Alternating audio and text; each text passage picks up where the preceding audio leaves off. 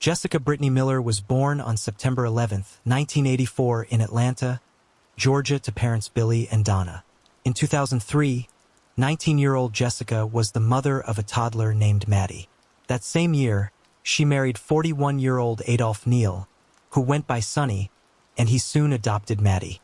They then spent the next 8 years investing in real estate, and in 2012 they opened a tanning salon and boutique called Dazzle. Jessica was happy but continued school because she really wanted to be a dental hygienist. Unfortunately, their marriage was on the rocks and they had begun seeing other people. However, they kept their troubles secret and still portrayed the perfect marriage and perfect home. Unfortunately, at their home in Dalton, Georgia, where all three lived, including her grandfather, 69-year-old Donald Shedd, a horrible tragedy would occur. Jessica's father, Billy, and her stepmother had left Savannah and moved in with them while they were working on opening a new bar. However, their stay was short after Sonny kicked them out. That's when they realized not everything was as it seemed and knew now that their daughter's marriage was quickly coming to an end. They began trying to help her, but she refused to let them. On May 23, 2012, while at lunch with her stepmother, she told her she was finally done with Sonny and going to get a divorce. She also said Sonny had begged her for another chance, which she rejected. That night, she sent her father, Billy, a text that read, "All hell is breaking loose." After she and Sonny got into a nasty argument, Billy offered to come over, but she unfortunately said no. That was sadly the last time they ever heard from her.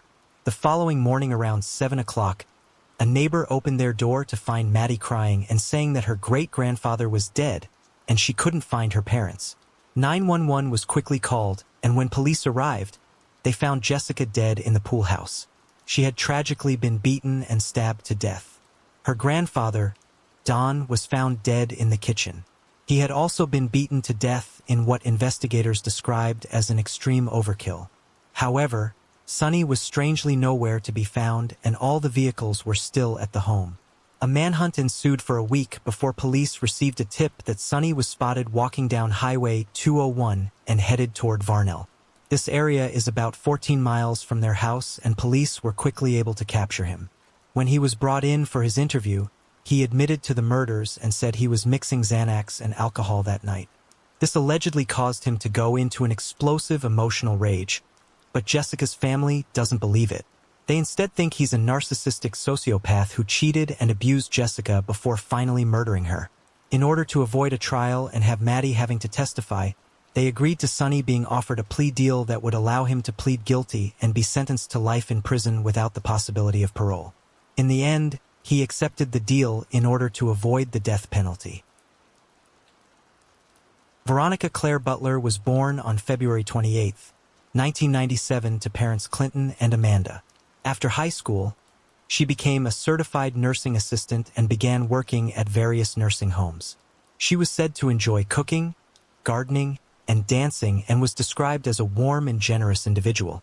In 2019, she met and fell in love with Tracy Lee Pites, and for the next 5 years, they shared every bit of their lives together until a horrible tragedy took her away from him. Unfortunately, before meeting Tracy, she was involved with a man named Wrangler Rickman, who she had 2 children with. By 2024, the two were going through a bitter custody battle, and her friend, 39-year-old Jillian Kelly, was her court-appointed supervisor for her Saturday visitation rights with the kids. Everything had been going Veronica's way, and the court was about to issue her unsupervised visitation rights. Unfortunately, that upcoming decision is what fueled a group of crazy individuals to murder her. On Saturday, March 30th, 2024, Veronica made plans to meet Wrangler's mother, Tiffany Adams, at Four Corners in Texas County, Oklahoma, to pick up her children ages 6 and 8 to take them to a birthday party. However, after Veronica and Jillian left to go pick them up, they were never seen alive again. When they failed to show up at the birthday party, Veronica's family went to the location where they were supposed to pick up the children. Upon arriving, they found the car they were in, but no signs of either woman. However, they did notice blood on the ground around the car and on the road and realized something terrible had happened. Also at the scene were Veronica's glasses, a broken hammer, and Jillian's purse. Inside her purse was a pistol magazine, but the gun was missing. Investigators checked their phone records and found that they were either turned off or destroyed at about 9:42 that morning. The last place they pinged was at the home of Cole and Cora Twombly, on property owned by James Beasley, who went by Jamie, about 8.5 miles from where the car was found. 2 days after their disappearance on April 1st, investigators got a search warrant to search Tiffany's phone. That's when they discovered Google searches for taser pain levels, gun shops, prepaid cell phones, and how to get someone out of their house. They also learned that a month earlier, on February 13, 2024, Tiffany had purchased 3 prepaid cell phones that all pinged in the area where Veronica's car was found. Investigators then started looking into Tiffany's boyfriend, Tad Burke-Collum, and learned that he rented a pasture for cattle grazing from Jamie in the same location where the women's cell phones last pinged. Jamie said that Tad asked him on March 28th he would cut down a tree, remove the stump, bury some concrete, and do some dirt work below the dam. On the night of March 29th, Jamie saw Tad's skid steer parked on the property, but by the following morning, it was gone. On Sunday, March 31st, Tad admitted to Jamie that people were looking at him for the disappearances of Veronica and Kelly, and also expressed worry about the suspicious skid steer tracks on the property. Jamie allegedly told him that he would be honest if investigators asked him. Meanwhile, investigators had learned that Tiffany bought 5 stone guns at a store in Guyman, Oklahoma on March 23rd. 13 days later, on April 13th, law enforcement agents executed a search warrant on the property, especially the area where Tad had done work. That's when they discovered Veronica and Jillian's bodies in a freezer buried in the ground, along with one of the stun guns Tiffany bought. Also buried were several articles of clothing with bloodstains, including 2 sweatshirts, t-shirts, cloth gloves, a black K-bar knife and sheath, and duct tape. Tad, Cora, and Cole were then all arrested and charged with the murders. When Tad was arrested, he had a rifle, ammunition, body armor, and a go bag prepared at his home. Also, there was 31-year-old Paul Grice, and police noticed he had a bandage on his right pinky. When asked what happened, he claimed he had hurt himself working on a truck. However, a witness came forward on April 18th and told investigators that Paul admitted his DNA would be found with the bodies. He also asked them 3 questions. How long it would take to process DNA evidence? How long would DNA last in dirt if it was being churned? And do you know how to get a guy and his family into Mexico? After learning that he was also arrested, when Tiffany was brought into the police station for further questioning, she openly admitted to being involved. Cora and Cole's 16-year-old daughter also told investigators that her mother admitted that she and the other suspects had murdered Veronica and Jillian and had told her on March 29th that they were going on a mission. When they returned home the following day, they instructed her to clean up their truck and told her they never had to worry about Veronica again. She then asked them why Jillian had to die, to which they responded because she supported Veronica. In a shocking twist, this was not the group's first attempt at murdering Veronica. In February 2024, they came up with a plan to drive in front of her and throw an anvil through her windshield. But Veronica never left her house and the plan was called off. Come to find out, all 5 individuals were part of an anti-government group with religious affiliation called God's Misfits. Cora even regularly hosted meetings for the group at their home. However, the group has since condemned the actions of the 5 individuals and said that is not what the group is about. All 5 individuals were charged with 2 counts of first-degree murder and 2 counts of kidnapping and conspiracy. Many of the items found are being tested for DNA and prosecutors are hoping the results will seal the suspect's fate. However, as of August 2024, they are all currently in jail without bonds awaiting the outcome of the case. Channing Elizabeth Freelove was born on November 12, 1974 in Fort Worth, Texas to parents John and Jana. Channing was a very smart student, graduating summa cum laude from R.L. Pascal High School, where she also excelled at soccer. Unfortunately, she also got herself involved in drugs. After high school, she received a $1,000 scholarship to attend Texas Christian University, also known as TCU, and moved into an apartment with 18-year-old Melanie Louisa Goldschert. Channing was a pre-med student taking advanced placement courses, while Melanie, who was born in Perth, Western Australia on June 8, 1975, attended Torrent County Junior College. Their freshman year was off to a great start until a horrible tragedy occurred. Leading up to the tragedy, Channing had begun dealing drugs in order to make some extra money, and that's how she met Brandy Sorelli and Sherry Sykes. She supplied them with drugs and had been engaged in a relationship with each woman. However, the relationship with Sykes was short-lived after Channing and Sorelli slept together. Sykes then moved Sorelli in with her, which upset Channing, who showed up at their apartment in a jealous rage, brandishing a pistol and threatening to take her own life. She even tried to jump off their balcony and had to be restrained.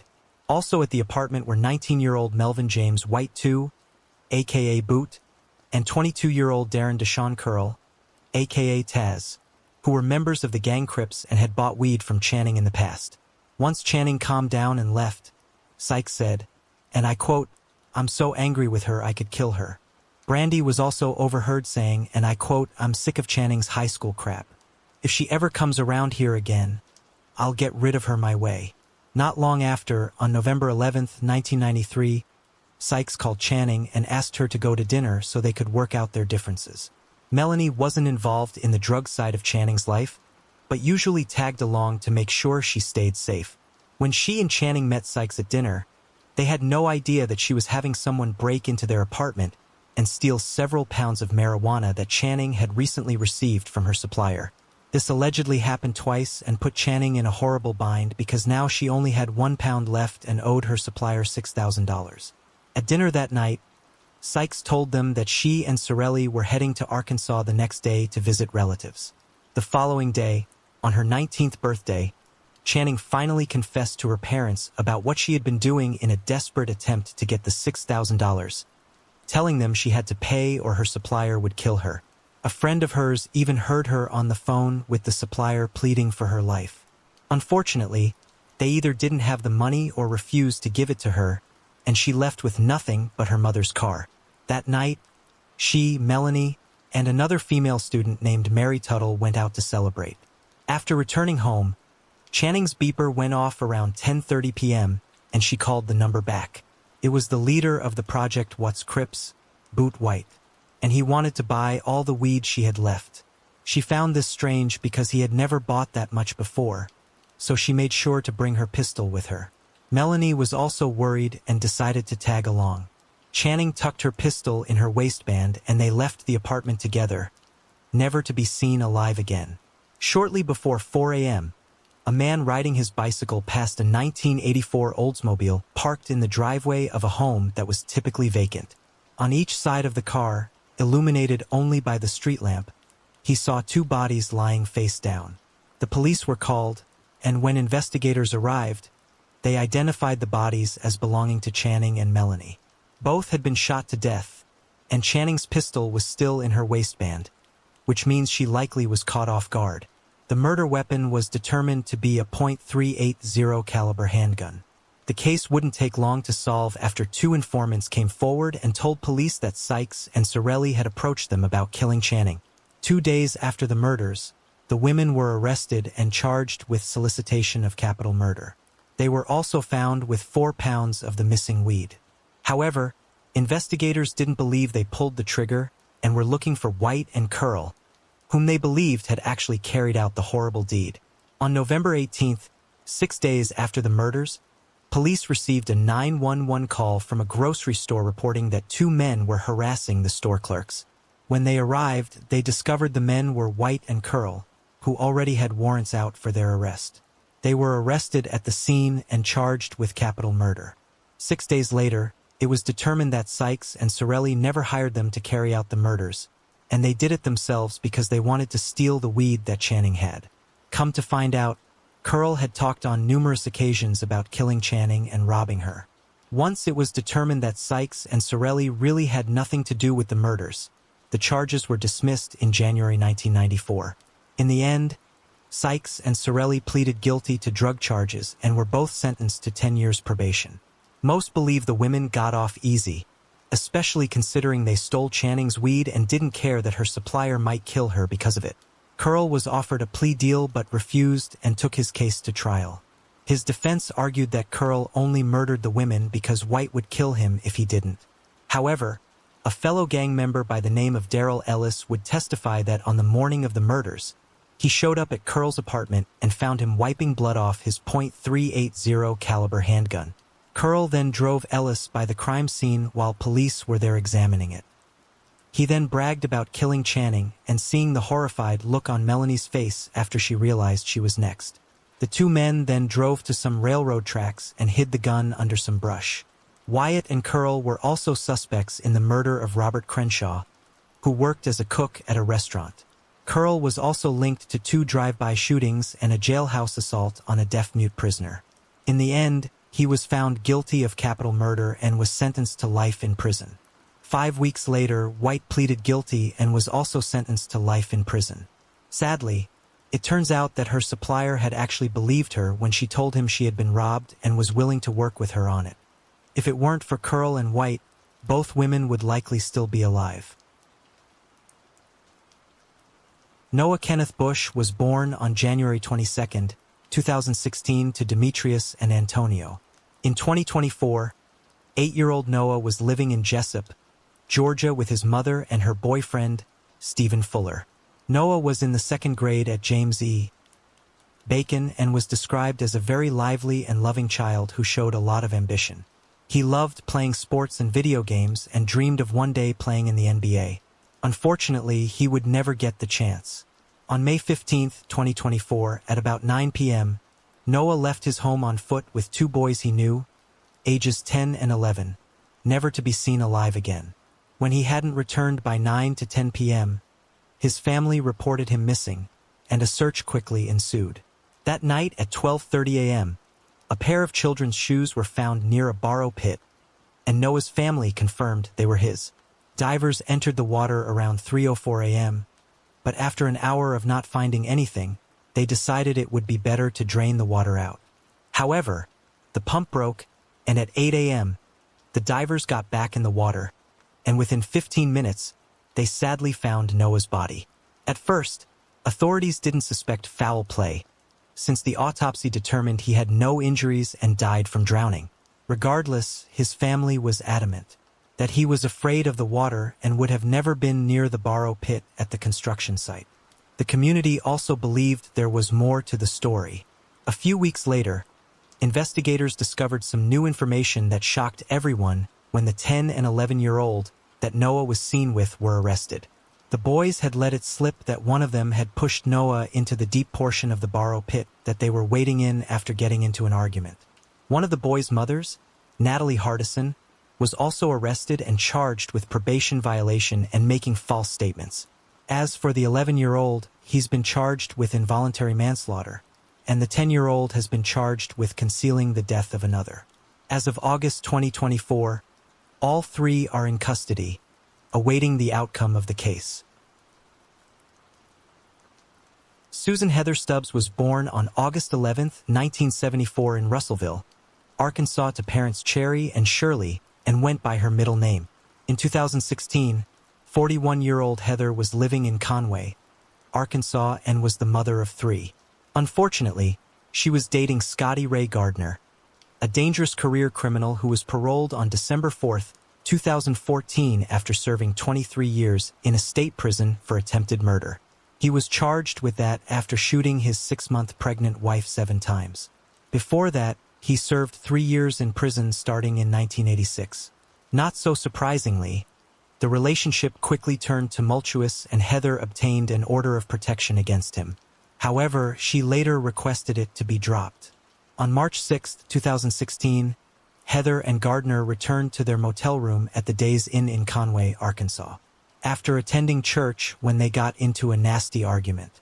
At some point, Heather pushed him and he retaliated by throwing her on the bed and choking her. He then found a cord in the room and strangled her to death. After she was dead, Gardner stole her $240 and 2 cell phones. He then told the motel clerk that he would be back later to pay the bill, but when he didn't return later that day, she decided to check the room. That's when she found Heather's body.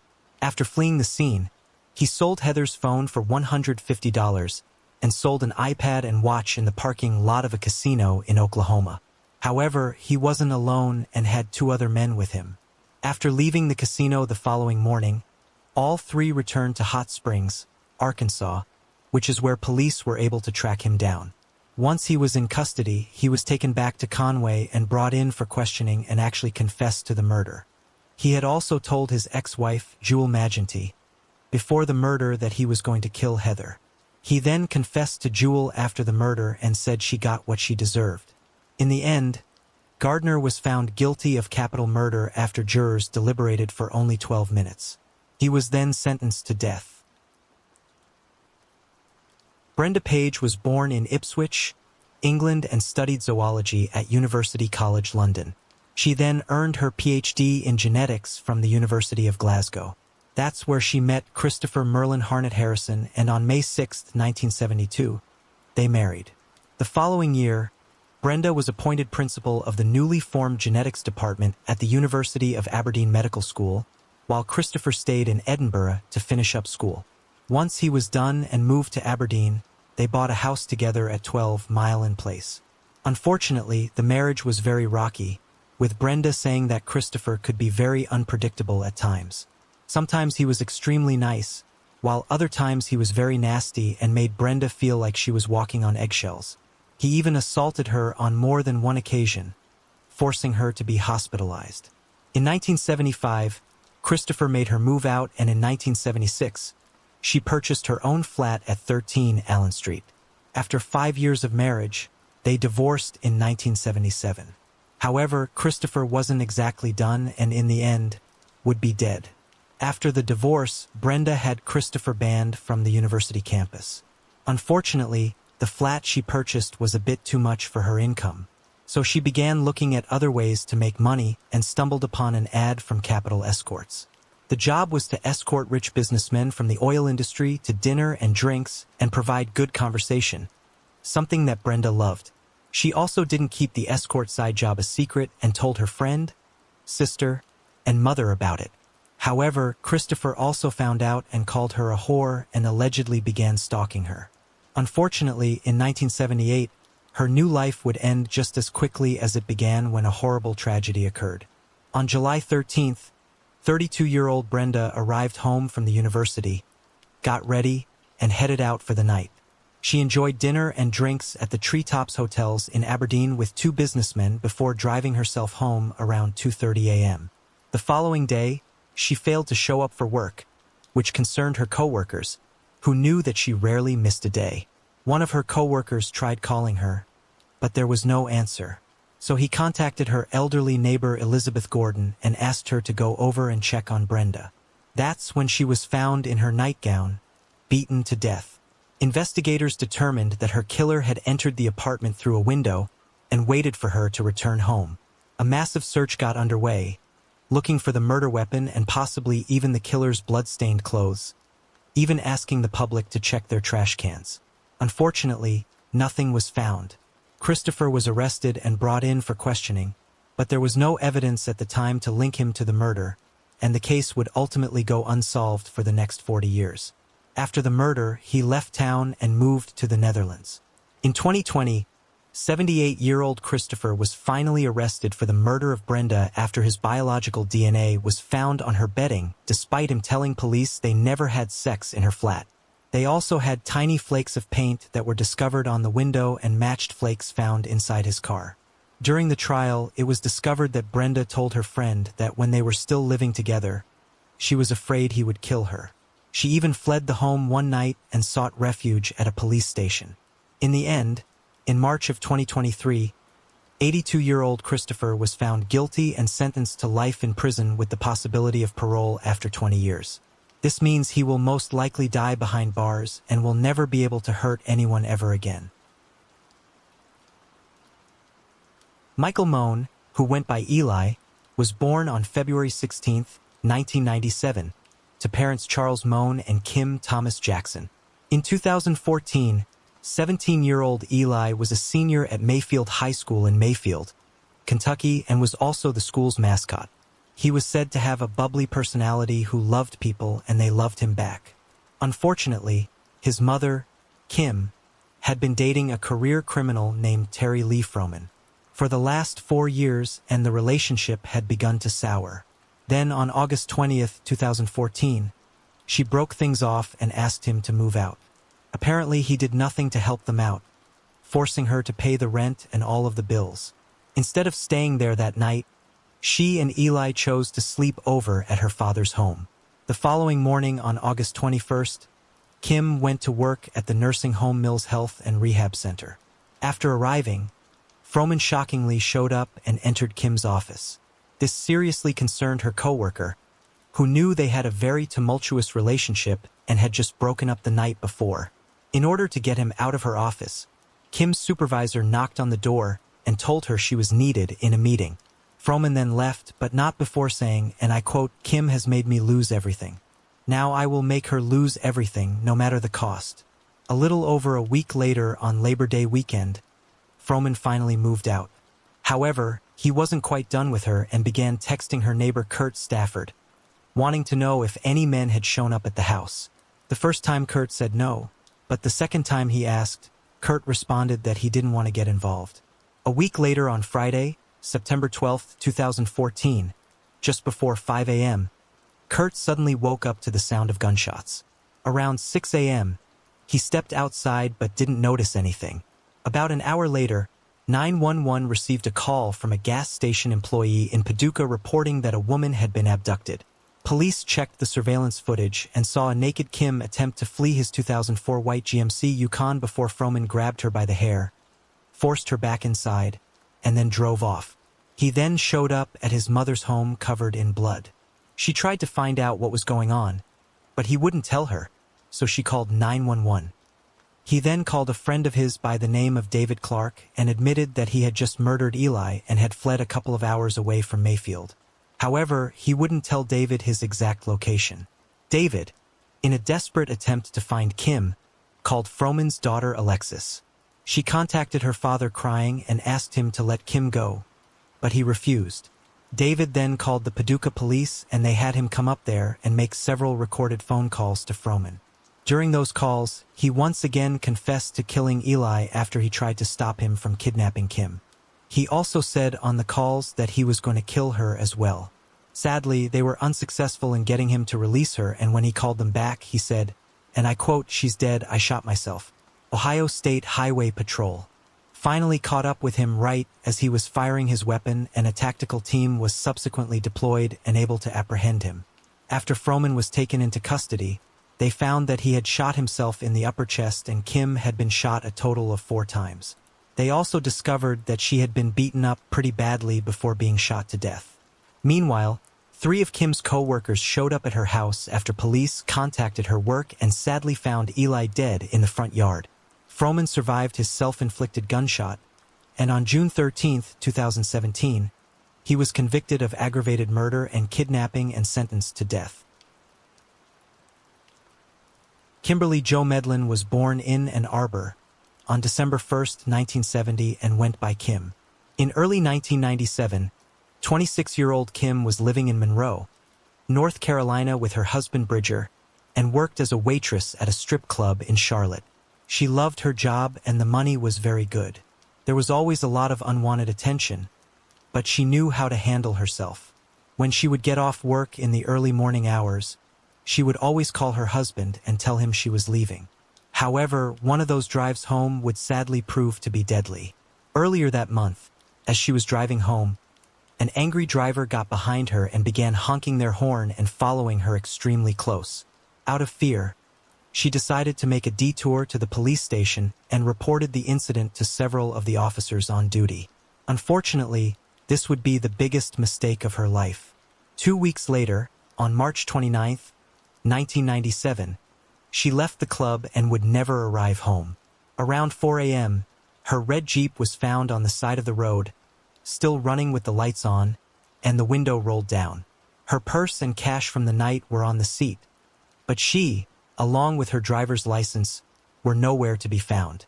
The following day, Kim's body was found about 1.5 miles from where her Jeep was located. She was found underneath some debris in a field at the end of a deserted cul-de-sac. She had sadly been strangled to death.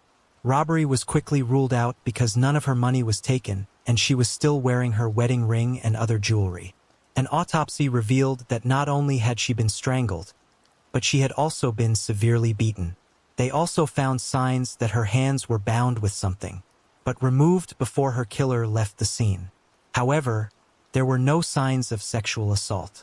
Investigators then began retracing her steps and discovered that she left the club around 2 a.m. and called her husband 15 minutes later.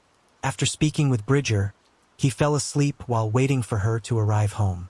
At 4:20, Bridger was called and notified that Kim's Jeep was found abandoned and she was nowhere to be found. He then told something interesting to investigators. He said that Kim would have never pulled over for anyone except for a police officer. This led them to believe that maybe she was pulled over by someone impersonating a police officer, which would explain her missing license and window being rolled down. Investigators were at a loss until a witness came forward and told some shocking information. He said that he had actually been driving behind Kim on the night of the murder and that he witnessed a Monroe police officer pull her over. This also coincided with the shoe print that was found on her sweatshirt, which matched a Thurgood brand uniform-style shoe that officers with the police department typically wore. Based on the shoe sizes, they were able to identify 3 officers, but 2 of them were ruled out because they were on duty and in constant contact with headquarters on the night of the murder. That only left one person, 23-year-old Joshua Griffin. Griffin had only been on the force for about a year when Kim was murdered. Investigators searched his cruiser and found it to be unusually clean. His police chief even said he was known for keeping a very messy car. They then obtained a search warrant for his home, hoping to find his shoes, but he conveniently said he threw them out because they were damaged. His cell phone records were then checked and actually put him near the crime scene on the night of the murder. He had even called for a tow truck at 2 a.m. and when asked about that, he said that he left work at 10 p.m. and drove to a restaurant parking lot. He said he was looking at his logbook when a man approached him. The man asked him to call a tow truck because his car broke down. This would have been about 30 to 45 minutes before Kim drove by. It was finally discovered that Josh had taken notice of Kim when she reported the road rage incident 2 weeks earlier and made a comment to another officer that she was a babe. It was also learned that he had mentioned to other officers about getting the license plate numbers of other attractive women he saw. After being arrested, other women came forward and reported also being harassed by him. However, he wouldn't confess to the murder until 4 years later in 2001. Based on his confession and the prosecutor's theory, this is what they believe happened on the night of the murder. Griffin was off duty but was still wearing his uniform and driving his cruiser. While sitting in the restaurant parking lot, he saw her drive by and decided to pull her over. He then made her get into the passenger seat of his cruiser while he ran her license. They believe at some point he made a sexual advance, but she rejected him and it either pissed him off or he panicked. He then put handcuffs on her and drove her to the deserted industrial road where she was ultimately found. Once there, she tried to flee, but he hit her, stomped her body and strangled her to death.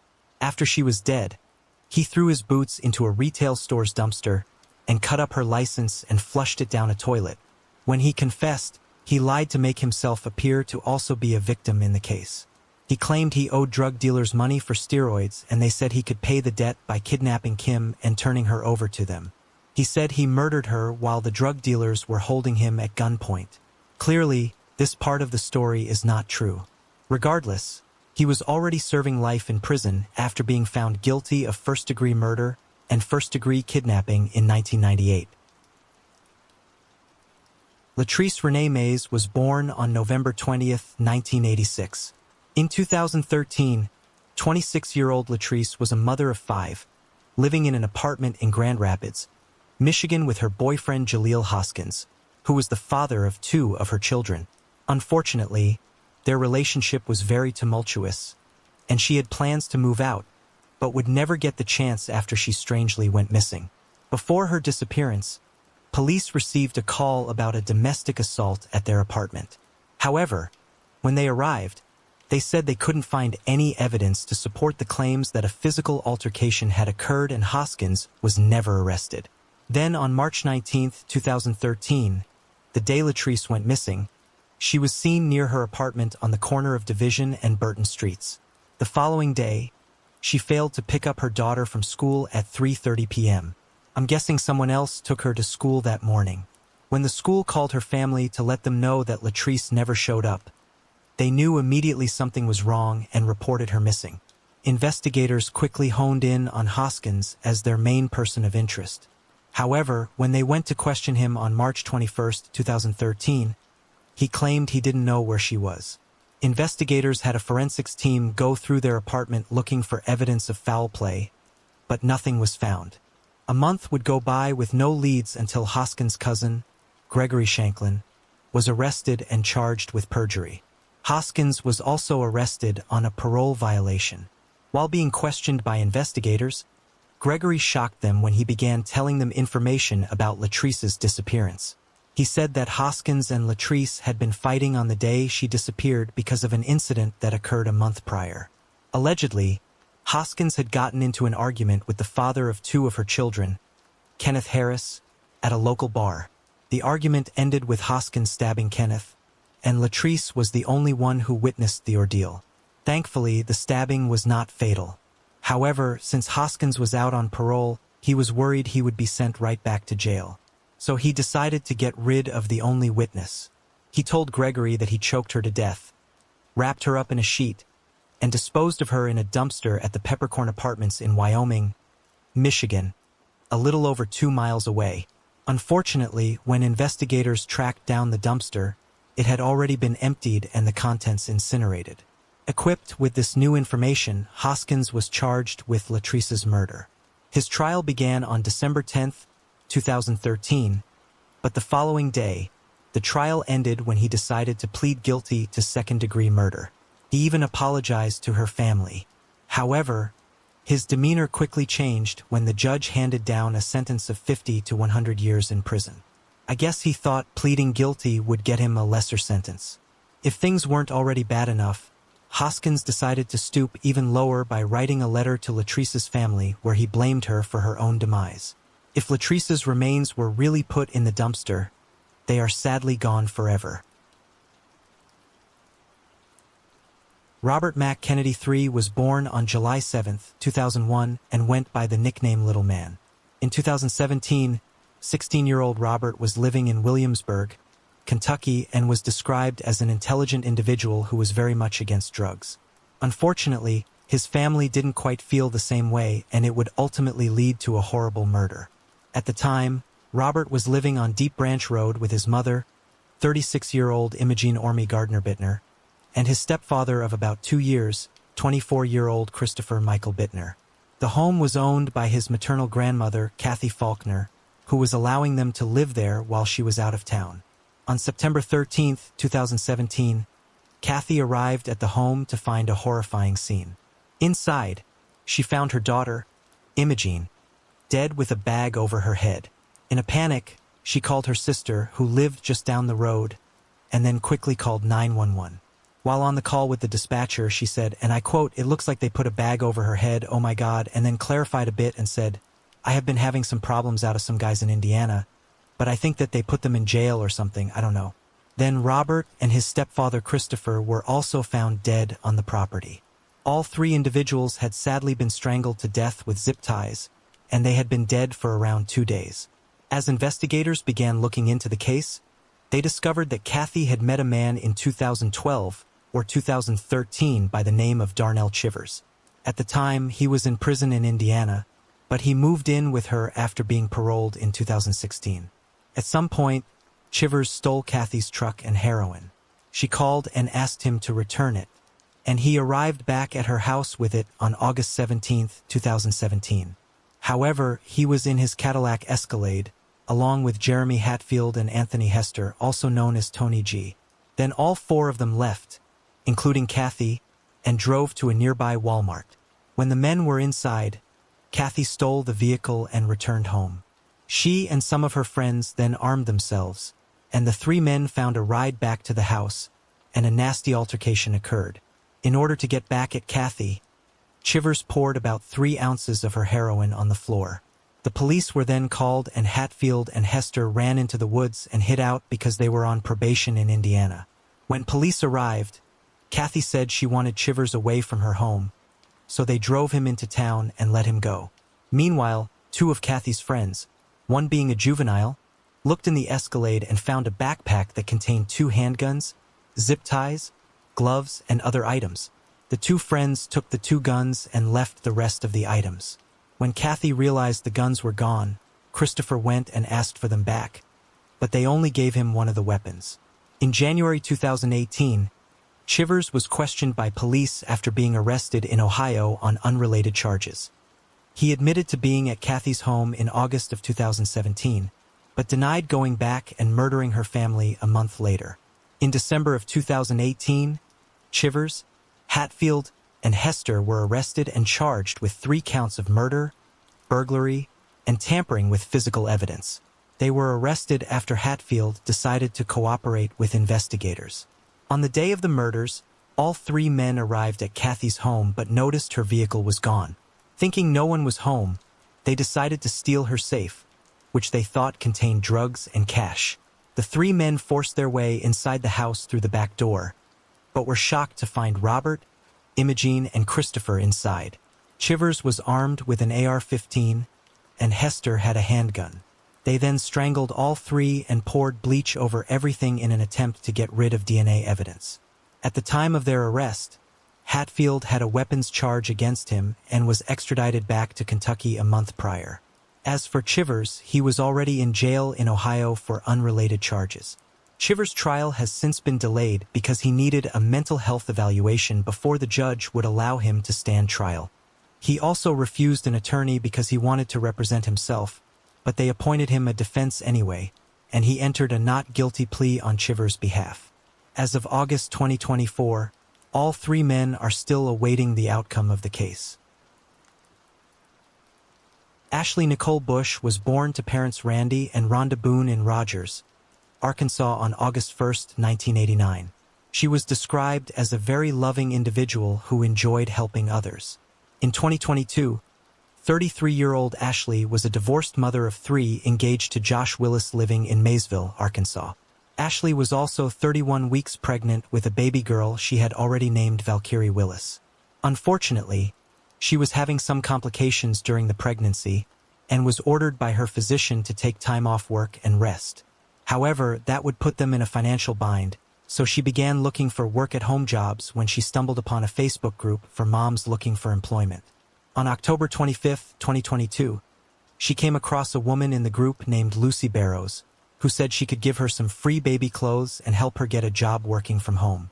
3 days later, Josh and Ashley met Lucy at the Gravette Public Library to discuss the potential opportunity. However, Josh quickly felt that something was off. Meanwhile, Lucy gave Ashley a bunch of paperwork and said they would email her about setting up an interview with the boss. She would then be required to travel to Bentonville to meet the boss. At 11:45 a.m. on October 31, 2022, despite Josh's concerns, he dropped Ashley off at the Handy Stop gas station in Maysville to ride to Bentonville with Lucy. Sadly, that would be the worst mistake of his life. It turns out that Lucy's real name was Amber Waterman, and she had used a fake Facebook account to lure Ashley with the prospect of a job, so she could kidnap her unborn child and raise it as her own. All this because she had been faking pregnancy for the last few months. It's unclear where they went or if there really was an interview, but around 3 p.m. Josh received a text from Ashley saying they were in Gravette and he could come pick her up.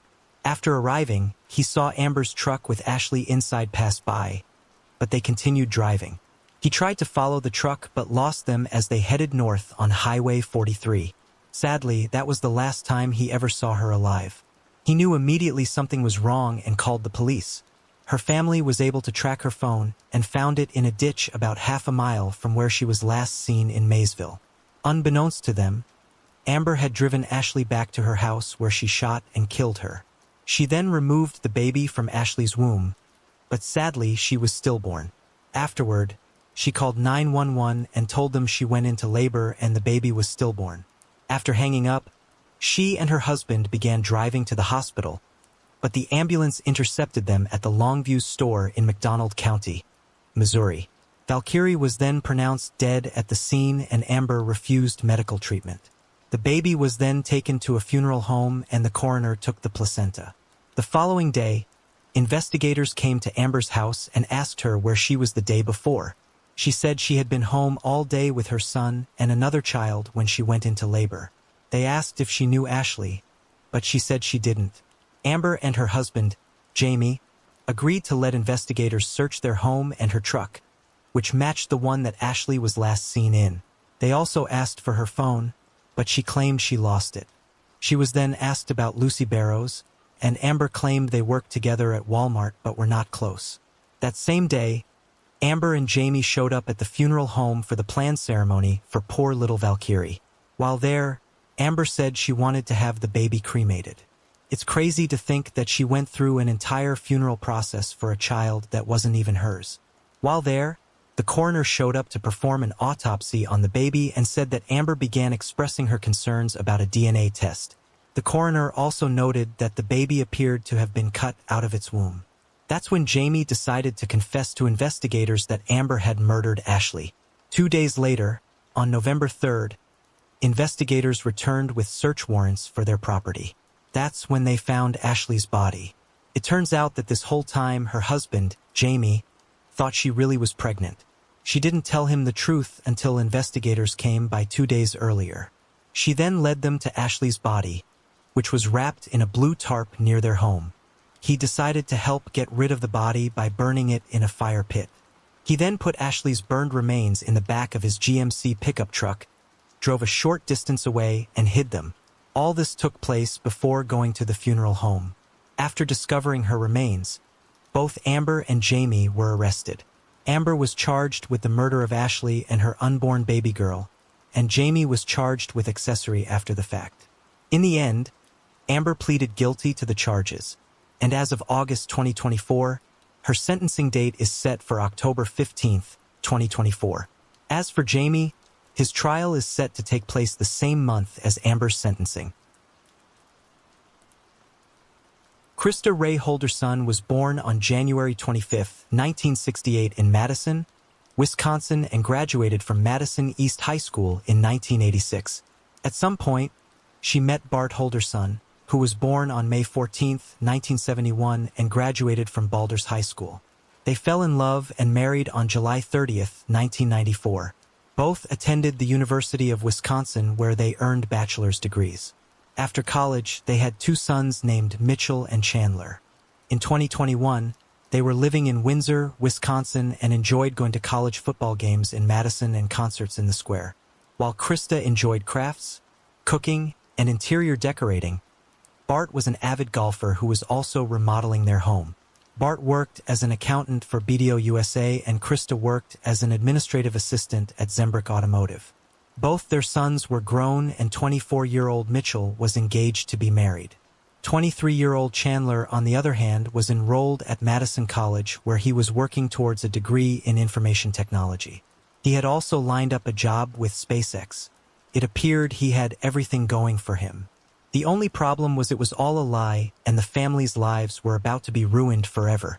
The last family photo was on Father's Day in 2021, 12 days before the horrible tragedy.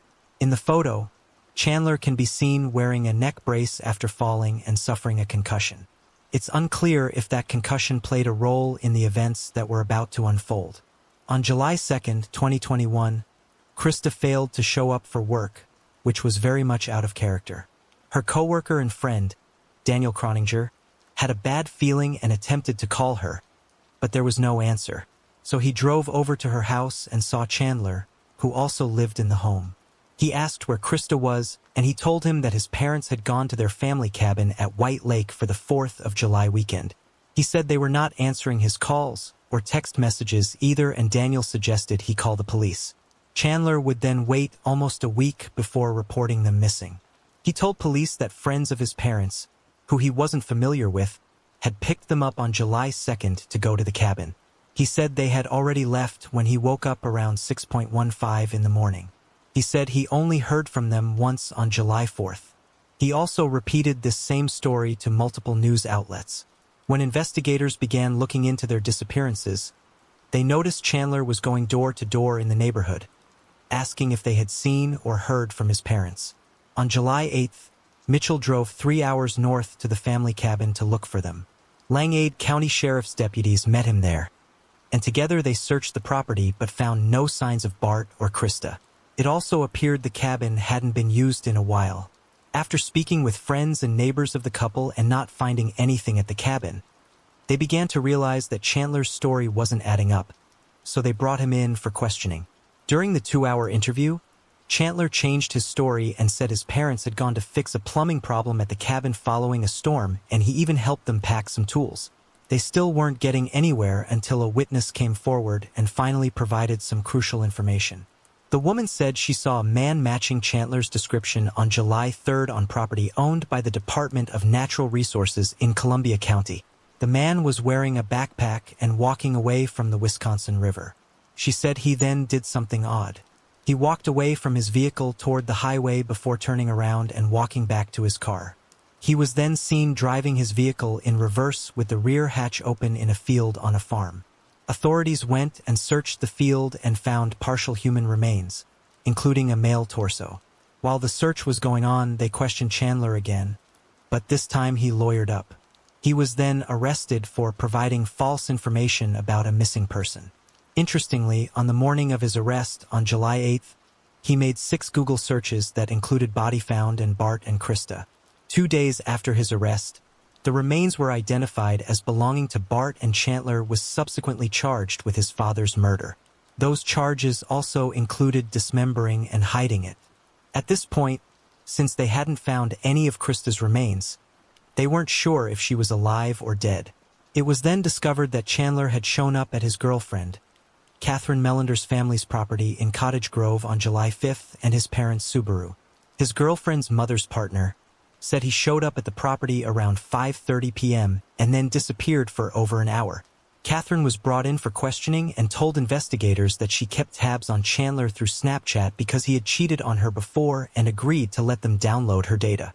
Catherine had also noticed Chandler by the Wisconsin River on July 3rd and took screenshots of his location. By using Snapchat's location feature, they were finally able to locate Krista's remains near the town of Roxbury. This area was well known to Chandler because it was his favorite swimming hole. They also discovered footage of him from a store buying a blue tarp and 20 pounds of ice that were used in the disposal of his parents' remains. He then received 3 new charges: first-degree intentional homicide, as well as hiding and mutilation of a body. Prosecutors told a jury that they believed the motive was that his parents were about to discover that he had been lying about going to college and getting a job at SpaceX. The truth was he had flunked out and written a bunch of fake emails to make his parents believe he was still enrolled. They also discovered that on July 1st, the day of the murder, Bart had a meeting scheduled with college officials. Clearly, they had suspected Chandler was lying to them. In the end, Chandler was found guilty on all charges and was sentenced to life in prison without the possibility of parole. Gabrielle Chloe Swainson was born on June 26, 1997 to parents Elvia Swainson and Alvin Thompson and went by Gabby. In 2012, 15-year-old Gabby was living in Columbia, South Carolina with her mother, Elvia, and was an honors student at Ridgeview High School. She played the guitar and performed with the Columbia City Jazz. She had a lot of aspirations until her life was sadly cut short. In the middle of the night on August 18, 2012, while her mother was at work, Gabby sadly disappeared. When Elvia arrived home and found her daughter gone, she quickly reported her missing. Elvia had unfortunately been in a relationship with 53-year-old Freddie Grant, who was a convicted felon, and he quickly became a person of interest. Authorities and volunteers organized search efforts for Gabby, and investigators were shocked when they saw Grant participating. 8 days after Gabby disappeared, Grant's home was searched, and inside they found a box of shotgun shells and a box of .38 caliber bullets. Due to his past felony conviction, he was arrested on federal ammunition charges. 2 days later, he was also charged with kidnapping. His daughter, Dominique Grant, was also arrested after investigators discovered she had been hiding Gabby's cell phone. She was ultimately charged with accessory to kidnapping because there was no explanation for her phone to be in their possession. After she was arrested, investigators decided to use her as leverage against Grant, and it worked. 357 days after Gabby went missing, he took them to her remains. Her remains were discovered in a rural area just 3 miles from his home in a deep hole he had dug. Interestingly, this location was previously searched, but since he had buried her so deep and placed items on top of her, investigators said that not even cadaver dogs could have found her. An autopsy revealed that she had sadly been strangled to death, but they were unable to determine if she was sexually assaulted. It's believed that Grant entered Elvia's home with the key he still had and forced Gabby to leave with him. He then drove her 20 miles to his home in Elgin, South Carolina. It's unclear what happened at that point, but it's suspected that he sexually assaulted her and then strangled her to death. In 2013, he pleaded guilty to murder and kidnapping charges and was sentenced to 30 years in prison. However, the story doesn't end there because a year before Gabby was kidnapped and murdered, 28-year-old Adriana Diana Laster went missing after last being seen with Grant. She went missing on September 3, 2011 and was reported missing by her grandmother in Florida on March 17, 2012. The two had met in Miami, Florida, and she decided to move in with him at his home in South Carolina. Their relationship was very tumultuous and the cops were called on numerous occasions. She would remain missing for over 12 years before finally being located in a sand pit at the Columbia Ridge landfill and tried deconstruction on January 12, 2024. A former neighbor and friend of his, by the name of Dank Belton, reported that he witnessed Grant slam Adriana's head into the side of his brick home. Dank called his wife at work asking what to do, and she told him to clean her up and put Neosporin on her, which he did. He then offered to take her to Sister Care, an organization for women in abusive relationships, but she refused to go. Family members of Adriana said she had called them and told them about the abuse. She said that he even broke her ankle one time and had knocked teeth out of her mouth. They begged her to come back to Florida, but she allegedly refused help from them as well. During the course of the relationship, he was issued 3 different warrants for assaulting her, one in November of 2010 and the other 2 in April and June of 2011. It's unclear why he was never arrested for those. He's also a person of interest in the murder of 36-year-old Daniel Leewood, who was killed after being shot 3 times in October of 2011. On the day of his murder, Daniel had been drinking outside around a fire with several people when he and Grant got into an argument. There's also a possible 4th victim, a woman he married in the late 1990s. She had died in 2004 of an apparent heart attack, but now her mother, Mabel Rotan, believes her daughter's death should be looked at closer. Grant has plagued this world for far too long, but hopefully, now that all this is coming to light, justice will be served and he will never be released. Mariah K. Woods was born to parents Alex and Christy on November 8, 2014, and lived with muscular dystrophy. Once she was a little older, she was required to wear a pair of medical shoes to help her walk properly. In 2017, 3-year-old Mariah was living in Jacksonville, North Carolina with her mother, Christy, 2 brothers, and her mother's boyfriend, 32-year-old Adolphus Kymary II, who went by Earl. Unfortunately, Earl was addicted to drugs and was spending upwards of $100 a day on his habit. Unfortunately, his actions due to his drug habit would lead to a horrible tragedy. On November 26, 2017, between 8 and 8:30 p.m., the family arrived home, unloaded the car, and everyone went to bed except for Earl. He stayed up playing video games, doing drugs, and left the house a couple of times in the middle of the night. The following morning, at 6:26, he called 911 to report that Mariah was strangely missing. He said he had gone to wake up the kids for school, but Mariah was not in her room, and he couldn't find her. He told the dispatcher that he saw her in bed at about 8:30 p.m. the night before. However, Christy would tell a different story. She said a smoke alarm in the home had been going off, which they blamed on the bugs in the wall. This was waking up Mariah and causing her to cry. So at around 11 p.m., Christy went in there to comfort her and tell her to go back to sleep. Christy had 70% hearing loss and wasn't as bothered by the noise and went back to bed. Earl, on the other hand, left the house around that time and went to the Friendly Mark gas station but didn't buy anything and returned home. It's possible he met his drug dealer in the gas station's parking lot. He then told investigators that he left again in the middle of the night and drove to an abandoned house on High Hill Road to pick up some furniture he had been storing which he planned to sell so that they could pay the electric bill. Some people believe the money was actually going towards more drugs. Regardless, he said he loaded 2 sofas into the back of his van and arrived back home between 3 and 3:30 a.m. He said he played some more video games before falling asleep in his chair about 45 minutes later.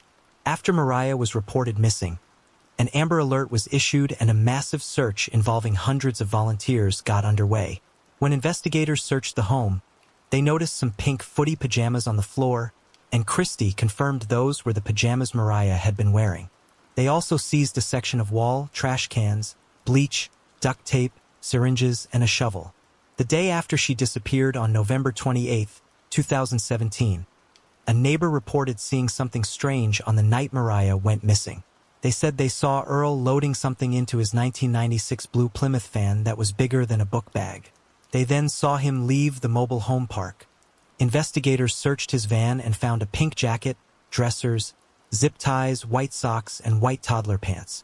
After searching the home and his van and not finding Mariah, they went to the abandoned house he claimed he had been at, but she wasn't there either. He was then brought in for questioning and openly admitted to being addicted to meth, which had basically destroyed his life.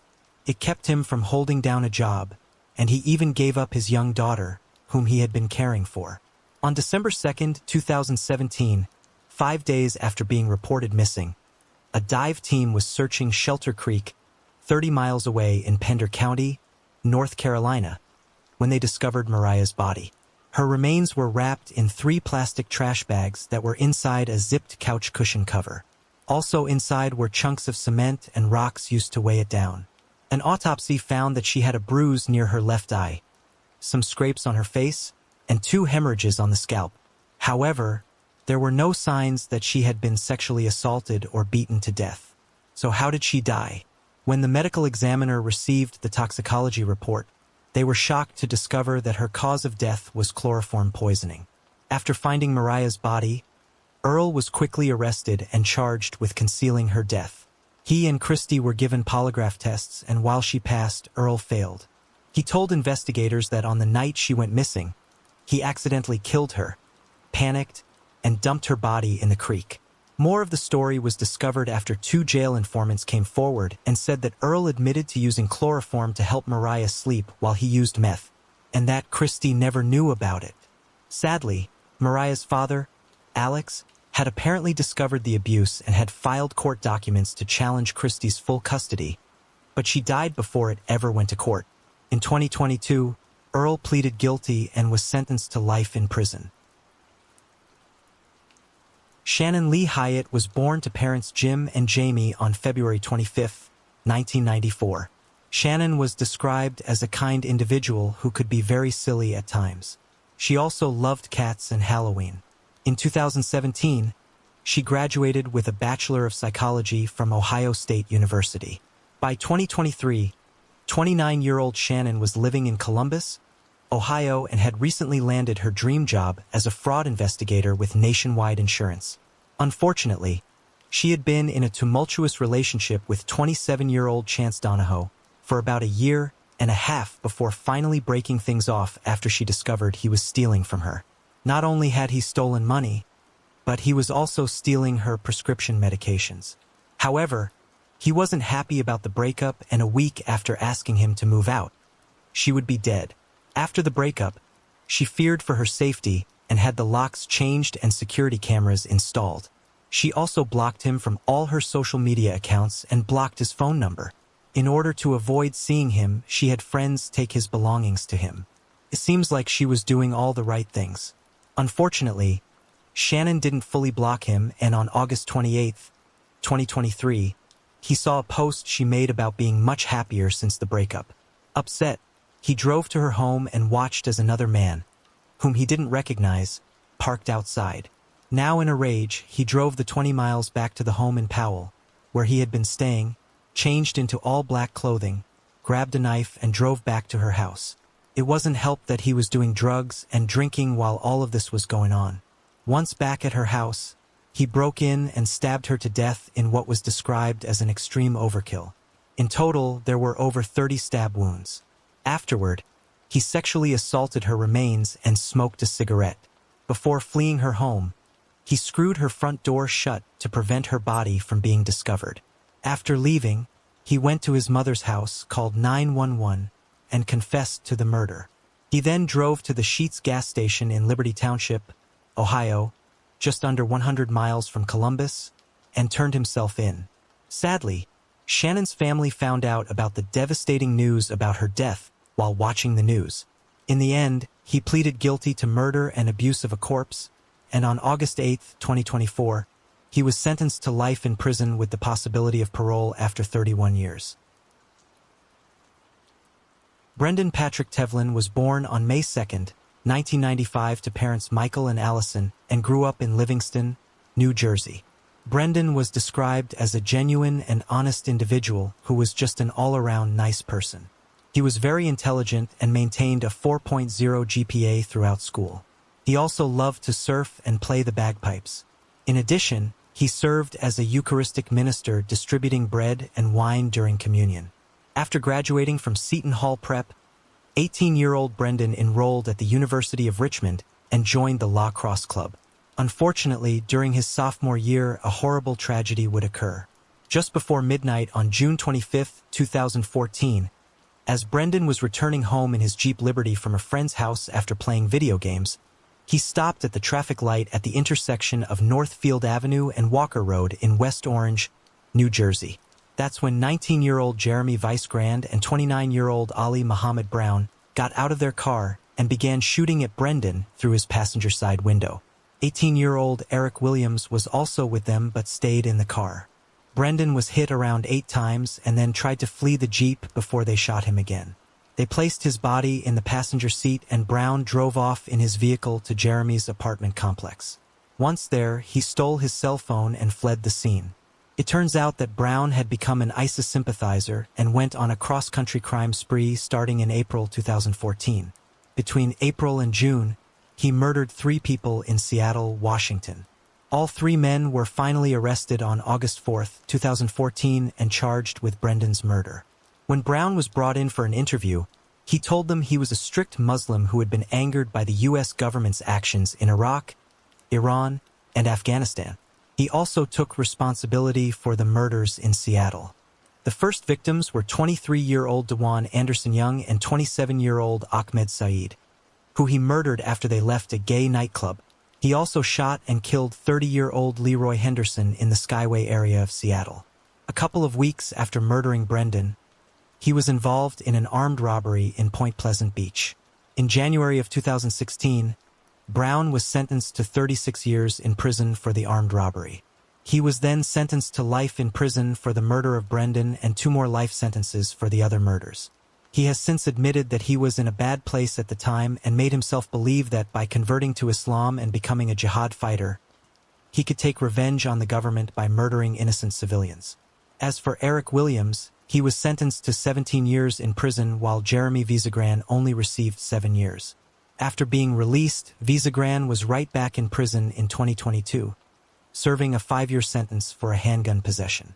After Brendan's murder, a field at Seton Hall Prep was dedicated to Brendan's memory, and a school in Hackettstown changed its name to St. Brendan's Academy in his honor. Dana Marie Ireland was born on December 12, 1968 in Fairfax, Virginia to parents John and Mary. In December of 1991, a few months after graduating from George Mason University, 23-year-old Dana was in Hawaii with her parents visiting her sister Sandy for the holidays. On Christmas Eve, she went for a quick bike ride in a nearby isolated area when a horrible tragedy occurred. As she was returning to her parents' rental home, she was struck by a vehicle and then abducted. After being sexually assaulted and beaten to almost near death, she was dumped about 5 miles away from where she was originally abducted. A still conscious Dana began crying for help, and it caught the attention of a nearby resident. When the person found Dana, she was bleeding severely, and they quickly called for help. Unfortunately, as she clung to life, the ambulance was given bad directions, which caused them to be delayed. After being rushed to the hospital and undergoing emergency surgery, she sadly succumbed to her injuries 12 hours later. The community and law enforcement rallied around the family, searching for her killer, but it would still take 3 years before they received their first big break in the case. In May of 1994, a man by the name of John Goncalves came forward and told investigators that his brother, Frank Pauline, had information about the murder. When they interviewed him, he said he had witnessed the attack and put the blame on the Schweitzer brothers, Ian and Sean. Believing the information, Frank, along with the Schweitzer brothers, were arrested and charged with the murder. However, during the trial, it was revealed that none of their DNA matched the biological DNA collected from Dana's body. Regardless, both Frank and Ian were convicted of the crime in 1999 and 2000 respectively and sentenced to life in prison. Ian then informed his brother Sean to take a plea deal for manslaughter and kidnapping. This all happened because they had falsely confessed to the crime after hours of interrogations. During Sean's false confession, he described riding in the back seat of a Volkswagen Beetle with his brother Ian and Frank when Pauline told Ian to strike a woman riding her bike. After striking her, Pauline picked up the bleeding and injured woman and put her in the front passenger seat. They then drove to an isolated area where Frank sexually assaulted her. She was then left for dead as they fled the scene. Interestingly, in order for Sean to accept the plea deal, he had to pass a polygraph test, which the Attorney General's office said he did. However, it was later learned that he actually failed the test. Regardless, he was still given the plea deal and was sentenced to 5 years probation. Frank had also confessed to being in the car with the brothers. However, throughout multiple interviews, his story consistently changed. Turns out, he was saying all this to help his brother Gonzalez, who was facing significant drug charges. Finally, in July of 1996, he recanted his confession. In 2023, thanks to the Innocence Project, all 3 men had their convictions vacated. Sadly, Frank had died in prison in 2015 after being attacked by a fellow inmate. One piece of evidence that was vital in the original trial was a Jimmy Z t-shirt, which witnesses lied and said Frank had worn. However, the biological DNA found on the shirt excluded all 3 individuals, but matched the biological DNA from Dana's sexual assault kit. The state had also used false jailhouse informants to testify against the men. There was a whole lot of lying going on from a lot of different people while the real killer was allowed to run free.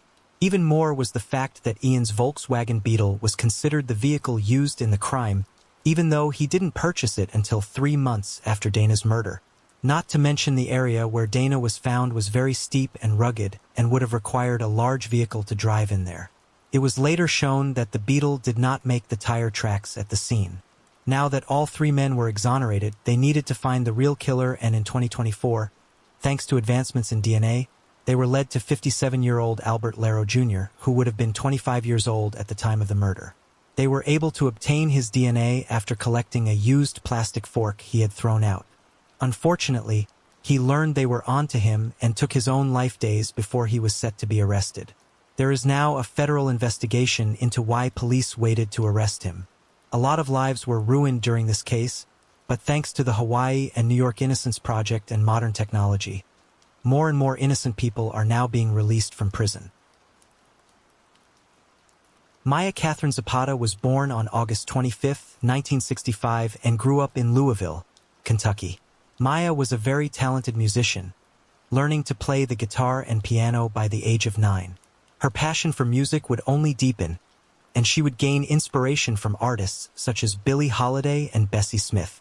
In 1984, she moved to Ohio to attend Antioch College, where she majored in liberal arts. 2 years later, in 1986, she co-founded the punk band The Gits, and it quickly gained a following. Then, in 1989, she and her bandmates relocated to Seattle, Washington, and their popularity continued to grow. That is, until her life was sadly cut short. On the night of July 6, 1993, Maya had just come back in town after a 3-week tour and met friends at one of her favorite bars, Comet Tavern, at around 10 p.m. After leaving the bar, she went to a friend's apartment in the Capitol Hill neighborhood until about 2 a.m. She then left on foot but never arrived home. About an hour later, she was found beaten, sexually assaulted, and strangled to death. In response to her death, the community created a non-profit organization called Home Alive The Art of Self-Defense, and bands such as Hootie and the Blowfish and Sonic Youth donated money. In 2001, a routine search through the Cody's DNA database matched a man by the name of Jesus Mesquia, who was a convicted felon living in Miami, Florida. Mesquia was originally from Cuba and had a lengthy criminal record that spanned multiple states. Some of his charges consisted of kidnapping, false imprisonment, robbery, and indecent exposure. He had lived in Seattle between 1992 and 1994. He lived just 3 blocks from where her body was found, and on the night of the murder, the woman he was living with was out of town. After being identified, he was arrested and extradited back to Seattle to stand trial for her murder.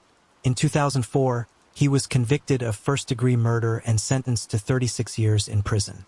His conviction was overturned in August of 2005 but reinstated by a court of appeals in January 2009. He then died in a Washington hospital in January of 2021. Joan Jett wrote and recorded the song Go Home, and the video shows an actress being pursued by a stalker and ends with her having to fend off his attacks. The video was ultimately dedicated to Maya. Joan then began doing shows with the surviving members of the Gits in 1995 under the moniker Evil Stig, which is Gits Love spelled backward. As a final note, here's what Joan Jett said about Maya. Her legacy should be beautiful, strong punk rock music coming from a woman's perspective because that's who she was. Nikki McFadder was born on September 28, 1978, and after graduating from high school, she joined the U.S. Navy. She was described as a very adventurous individual who often enjoyed skydiving. In 2009, 30-year-old Nikki was living in Charlotte, North Carolina, and worked as a ticket agent for U.S. Airways at the Charlotte International Airport. That same year, she met Theodore Manning IV, who went by Teddy on the dating site tagged.com. Teddy was a divorced father to a young daughter and had also served in the military. After being discharged from the U.S. Air Force, he took a job at a power plant in Columbia, South Carolina. On weekends, Nikki would drive an hour and a half to see him. Unfortunately, Manning wasn't exactly committed to her and continued seeing other women. After a few months, Nikki told her sister LaToya that she was breaking things off. So on May 6, 2009, she left for Colombia telling her sister that she wanted to get a few of her things back, including some jewelry she had given him for repairs. However, that would be the biggest mistake of her life, and after leaving, her family would never see her alive again. LaToya had tried to call her later that day, but was unable to reach her. She didn't initially think anything of it because Nikki worked for an airline and often took trips out of town. However, all that changed when Nikki's boss called LaToya and informed her that Nikki had not shown up to work in almost a week.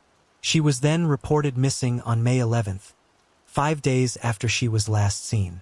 Investigators were then able to locate Manning through the website he and Nikki had met on. His home was then searched and a receipt for bleach purchased the day after Nikki was last seen was found. From there, they were able to get surveillance video of the store it was bought from and identified a woman who was with Manning at the time of the purchase as 27-year-old Kendra Goodman. They were then able to link her back to Manning as one of the many women he had been dating. Goodman was then brought in for questioning, and after 3 days, she finally broke and told investigators what they already suspected, that Nikki had been murdered. She then gave them the location of her body.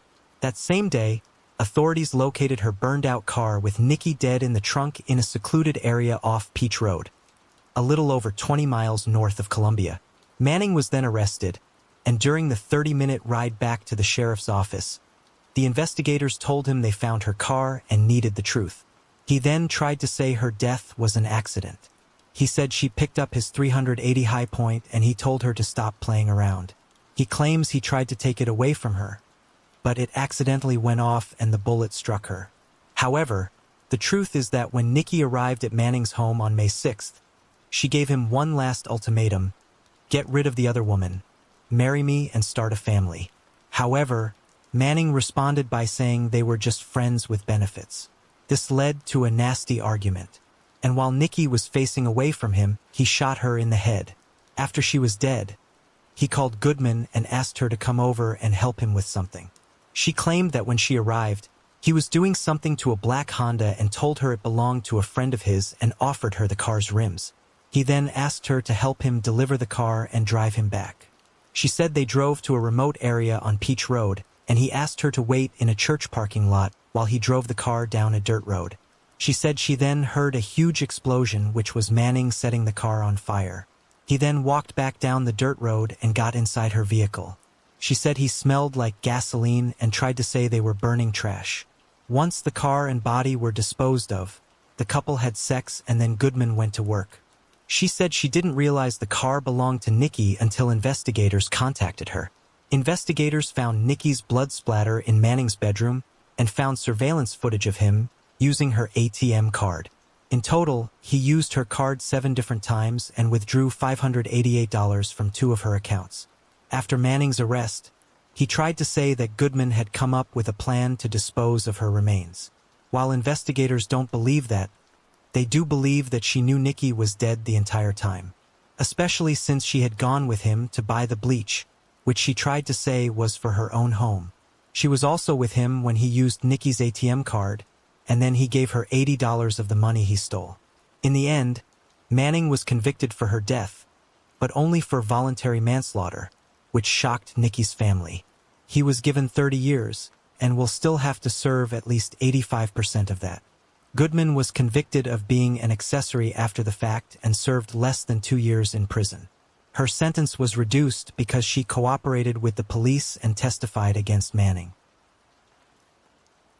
In 1975, the first of 4 women were found strangled to death. Her name was Cassandra Lee Miller, and she was found dead on October 1st at the Surfside Motel in Port Hueneme, California. The second victim was 18-year-old Kimberly Carol Fritz. She was murdered in the same city on May 29, 1977. The third victim was 31-year-old Velvet Ann Sanchez. She was found strangled to death in Oxnard, California on September 8, 1977. The final victim was 21-year-old Lorraine Ann Rodriguez, and her body was located on December 28, 1977, near the Laguna Road Bridge in Oxnard. All the victims were known prostitutes who frequented local hotels and the Plaza Marina shopping center.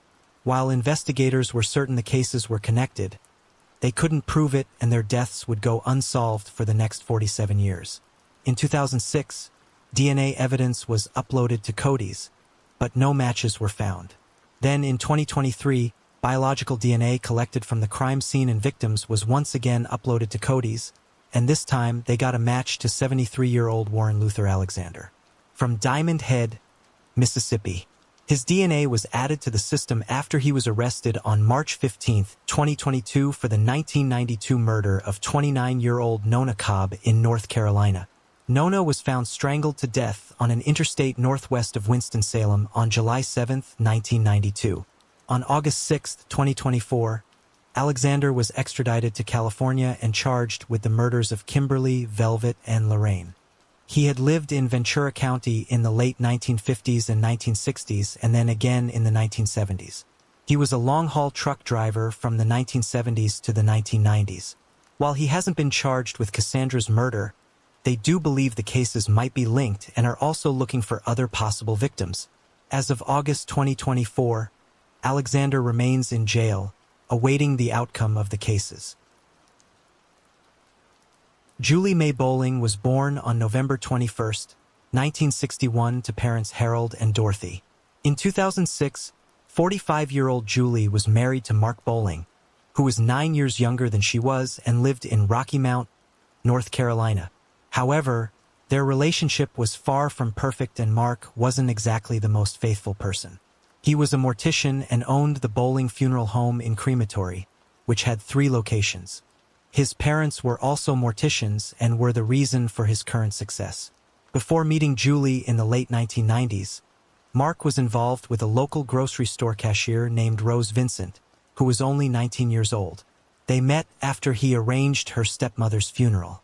Rose was devastated because her stepmother had basically raised her and she found comfort in Mark. She would later say that Mark was the first man she had ever been with. They continued the relationship for about 5 months and only stopped because he met and married Julie. However, the relationship started up again around 2003 or 2004. At that point, they were meeting on a regular basis at the funeral homes he owned. Rose was also married now and had 3 young children. This time around, she fell in love with Mark and wanted to be Mrs. Bowling. Not to mention, Mark was a very well-off individual, and he had made a lot of money from his funeral homes. This was a different lifestyle for Rose, who grew up very impoverished. In the end, it would prove to be a recipe for disaster. In early December, Mark left for a scuba trip in Florida while Julie stayed home. On December 8th, Julie strangely failed to show up for work and she wasn't answering her phone. Her friend and co-worker, Linda Gardner, was worried because Julie had been telling her for the past few weeks that she feared Mark was going to kill her and that he could get away with it by putting her in the funeral home's cremation oven. She also told her another time that she felt that he was having her followed. When Linda arrived at the house that day, all her fears would come true. When she pulled up, she found the garage door open and Linda's vehicle still inside. Upon entering, she sadly found Julie lying on her back, shot to death, and quickly called 911. When investigators arrived, they found that she had been shot 4 times.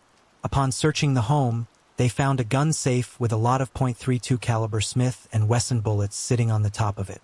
Those were checked and matched to the bullets used to kill Julie. However, they still needed to find the murder weapon. The following day, when investigators brought Mark in for questioning, they asked if he knew who might have committed the crime. That's when he came clean and confessed to stepping outside the marriage on multiple occasions and said he had also used escort services a few times. He then gave them the name of his most recent affair, Rose Vincent. He claims that she even began stalking him and had said that she wanted to wring Julie's neck and take a baseball bat to her. When Rose was brought in, she initially denied being involved. But once investigators falsely told her that they had proof and that Mark had identified her as the killer, she suddenly had a change of heart and began telling everything. While she confessed to pulling the trigger, she said Mark was the mastermind behind the whole thing. She said that Mark had offered her $50,000 to kill his wife and even threatened to kill himself if she didn't do it. He also promised to give her everything she wanted if she got rid of Julie. She said he even provided her with a map and specific instructions on how to carry out the crime while he was away in Florida. Investigators also learned that they had tried to carry out the murder on 3 different occasions before finally being successful on December 8, 2006. She said that on the day of the murder, she arrived early in the morning when it was still dark. Before Mark left for his trip, he had unscrewed the outside bulb so that the light wouldn't come on. After arriving, she sent Mark a text.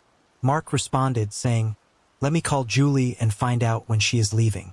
Interestingly, the answering machine picked up right before Julie and recorded their conversation. When he asked her what time she is heading to work, she tells him she is leaving at her normal time and then gives him the time. He then asked if she is going out through the garage, which she says, of course. He tells her he loves her and hangs up. It's a very strange conversation, and I have to imagine Julie felt the same way. Mark texts Rose back, letting her know that Julie is coming out of the garage and to get ready. When Julie opens the garage, she turns to set the alarm, and that's when Rose rushes her. Julie turns around only to be shot multiple times. Rose said that she kept shooting until the gun was empty. She then drove to her stepmother's cemetery and buried the gun next to her grave. Before the interrogation was over, she told them the location of the cemetery, which was on Old Carriage Road, not far from the home. Sure enough, upon searching the cemetery, they found a Depression-era .32 caliber Harrington and Richardson revolver. She said the whole plan for the murder started when she jokingly said she should knock off Julie. However, Mark took that as an opportunity to get rid of his wife and begin planning the murder. At that point, investigators had all they needed and arrested them both. In the end, Rose pleaded guilty to second-degree murder and conspiracy to commit first-degree murder and was sentenced to 28 to 34 years in prison. She also agreed to testify against Mark. However, 6 days into his trial in October 2008, he also decided to take a plea deal and pleaded guilty to second-degree murder and conspiracy to murder and was sentenced to 19 years and 8 months in prison. While his projected release was August 31, 2022, He wouldn't make it and died of natural causes in 2018 at the age of 47. As of July 2024, Rose is still serving her time in the North Carolina Correctional Institution for Women. She is projected to be released on May 26, 2035, and will likely not be released early for good behavior because while in prison, she has received 13 infractions involving self-injury, theft of property, assault on an inmate by throwing liquids, selling or misusing medication, and interfering with staff. Maria Frances Loderbach was born with fetal alcohol syndrome on November 17, 1987, and adopted by Victor and Mary Loderbach. An agency handled the adoption, and they never met Maria's biological parents. She grew up in Vandalia, Ohio, and attended Butler High School, where she unfortunately stayed in constant trouble. She had a very disrespectful attitude and was always getting into arguments. However, no matter what she did, her loving parents always stuck by her side. After high school, her parents encouraged her to join the Marines, thinking it might provide her with the help she needed. However, they never imagined how big of a mistake that would be, and in the end would die a horrible death. On June 6, 2006, she joined the Marines and headed off to boot camp.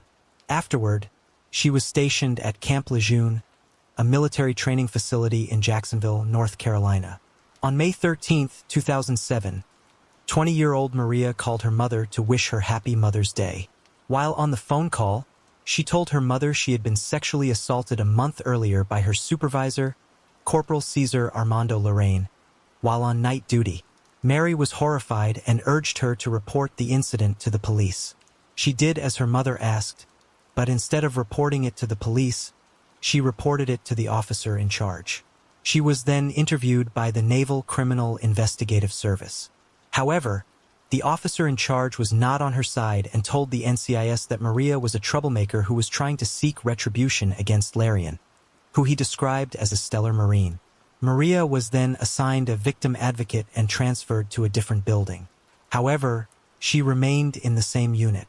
She continued to pursue charges against Larian, and by the following month, she discovered she was pregnant.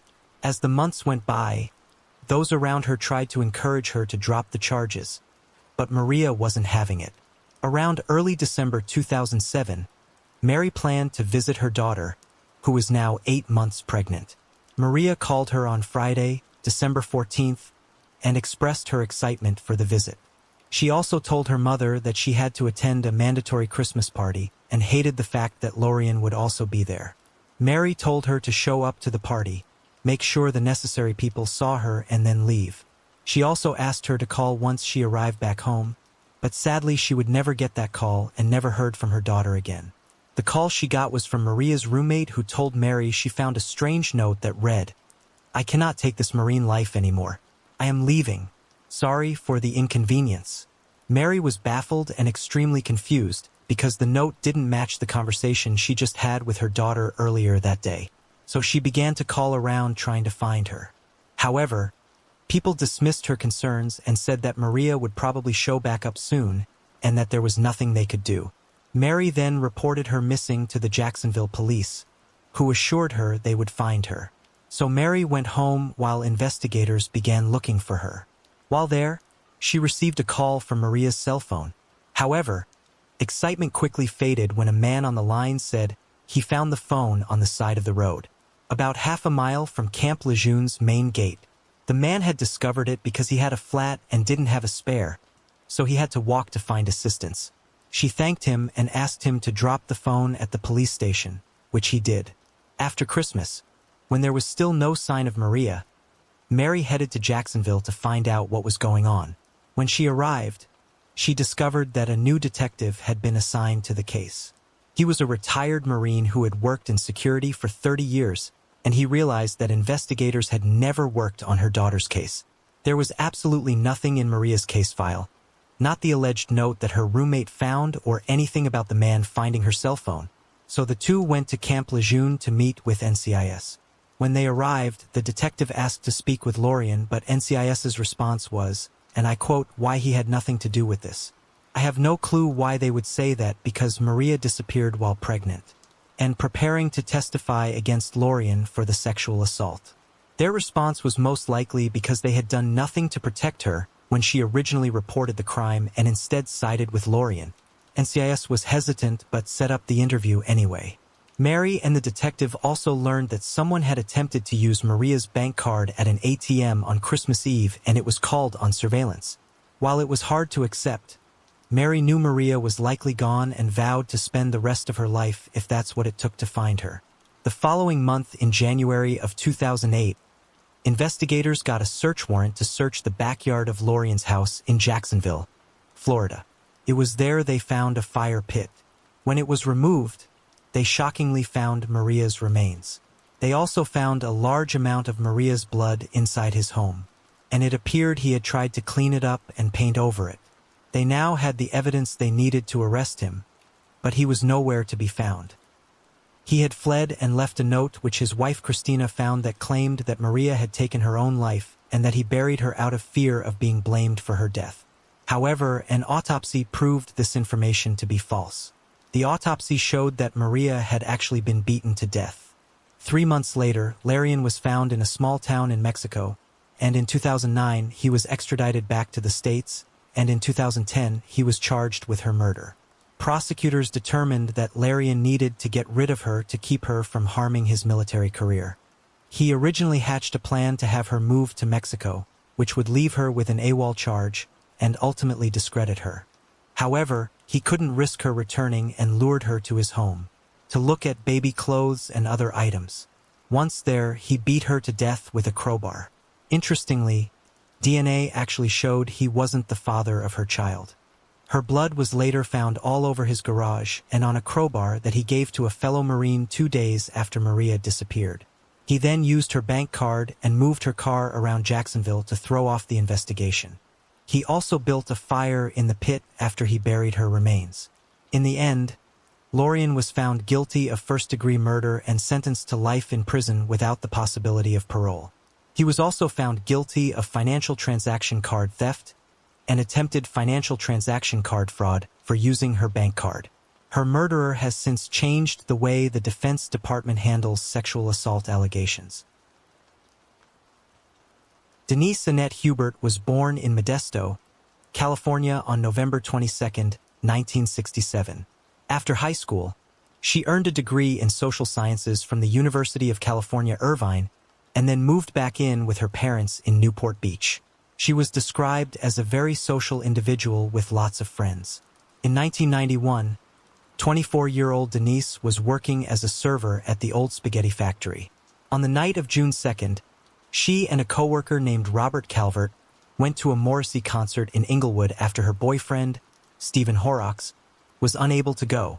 Unfortunately, when she was less than 3 miles from home, her rear tire blew out on the Corona del Mar freeway.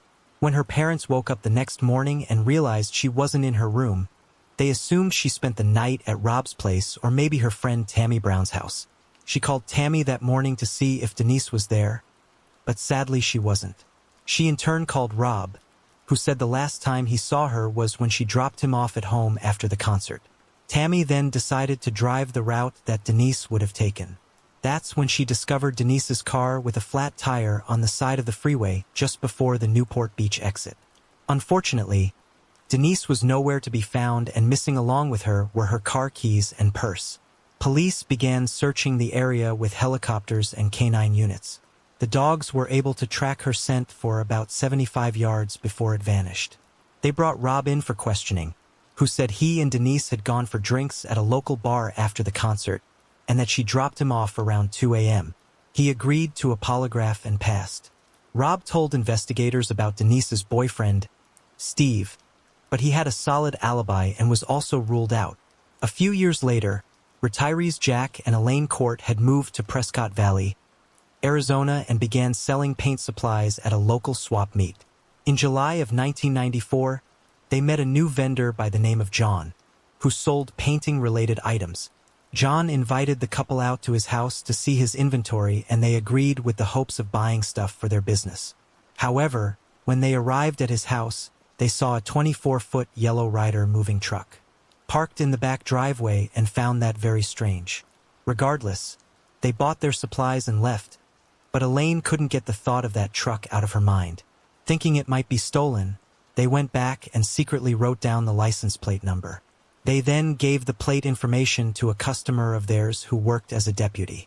After running the plate, it turns out Elaine was right. The truck had been reported stolen about 6 months earlier. After discovering that, he called in the location of the stolen Ryder truck, and a deputy took the call and went to John's house. However, when he arrived, no one was home. He then decided to check the truck out for himself and noticed some things that made him think John was using the truck as a drug lab. For instance, there were chemicals sitting outside the truck, and there was an extension cord running from the back over to the neighbor's house. It would later be revealed that that house belonged to his mother. The officer worked quickly, and less than an hour later, the narcotics team was there with a search warrant and opened the truck. Inside, they found a padlocked deep freezer, which they assumed was filled with drugs. Officers had no clue they were about to discover the remains of Denise. She was found on her knees with her arms handcuffed behind her back, and her mouth was duct-taped shut. While there, John, whose full name is John Joseph Familaro, arrived back home but didn't seem bothered by the presence of law enforcement. After arresting him for the truck theft, they brought him back to the station for questioning. At first, he was being oddly cooperative, that is until they mentioned the freezer. At that point, he refused to talk and requested an attorney. He was then arrested and charged with murder and grand theft auto. Meanwhile, officers began searching John's home while the medical examiner's office was trying to determine the identity of the woman found in the freezer. As they entered his basement, they found blood and tissue, as well as women's clothing, purses, and social security cards. At the back of the basement was a dugout hidden underground room. At this point, they were thinking they were going to discover more bodies and brought in a cadaver dog, but came up empty-handed. Before John moved to Arizona in the summer of 1992, he was renting a warehouse in California. Investigators searched the building and found dried blood, but still no other victims. At that point, they began contacting other agencies, which eventually led them to a woman who had a horrible experience with him. She said after meeting him in Phoenix, Arizona, he drove her out into the middle of the desert and proceeded to strangle her. Thankfully, she was able to fight him off and escape. Unfortunately, she never reported the incident to the police. However, she never forgot his face and immediately picked him out of a photo lineup. Once she came forward, it prompted other victims to come forward and share their stories. Multiple women said he had handcuffed them to beds without their consent, while others talked about his violent and disturbing behavior.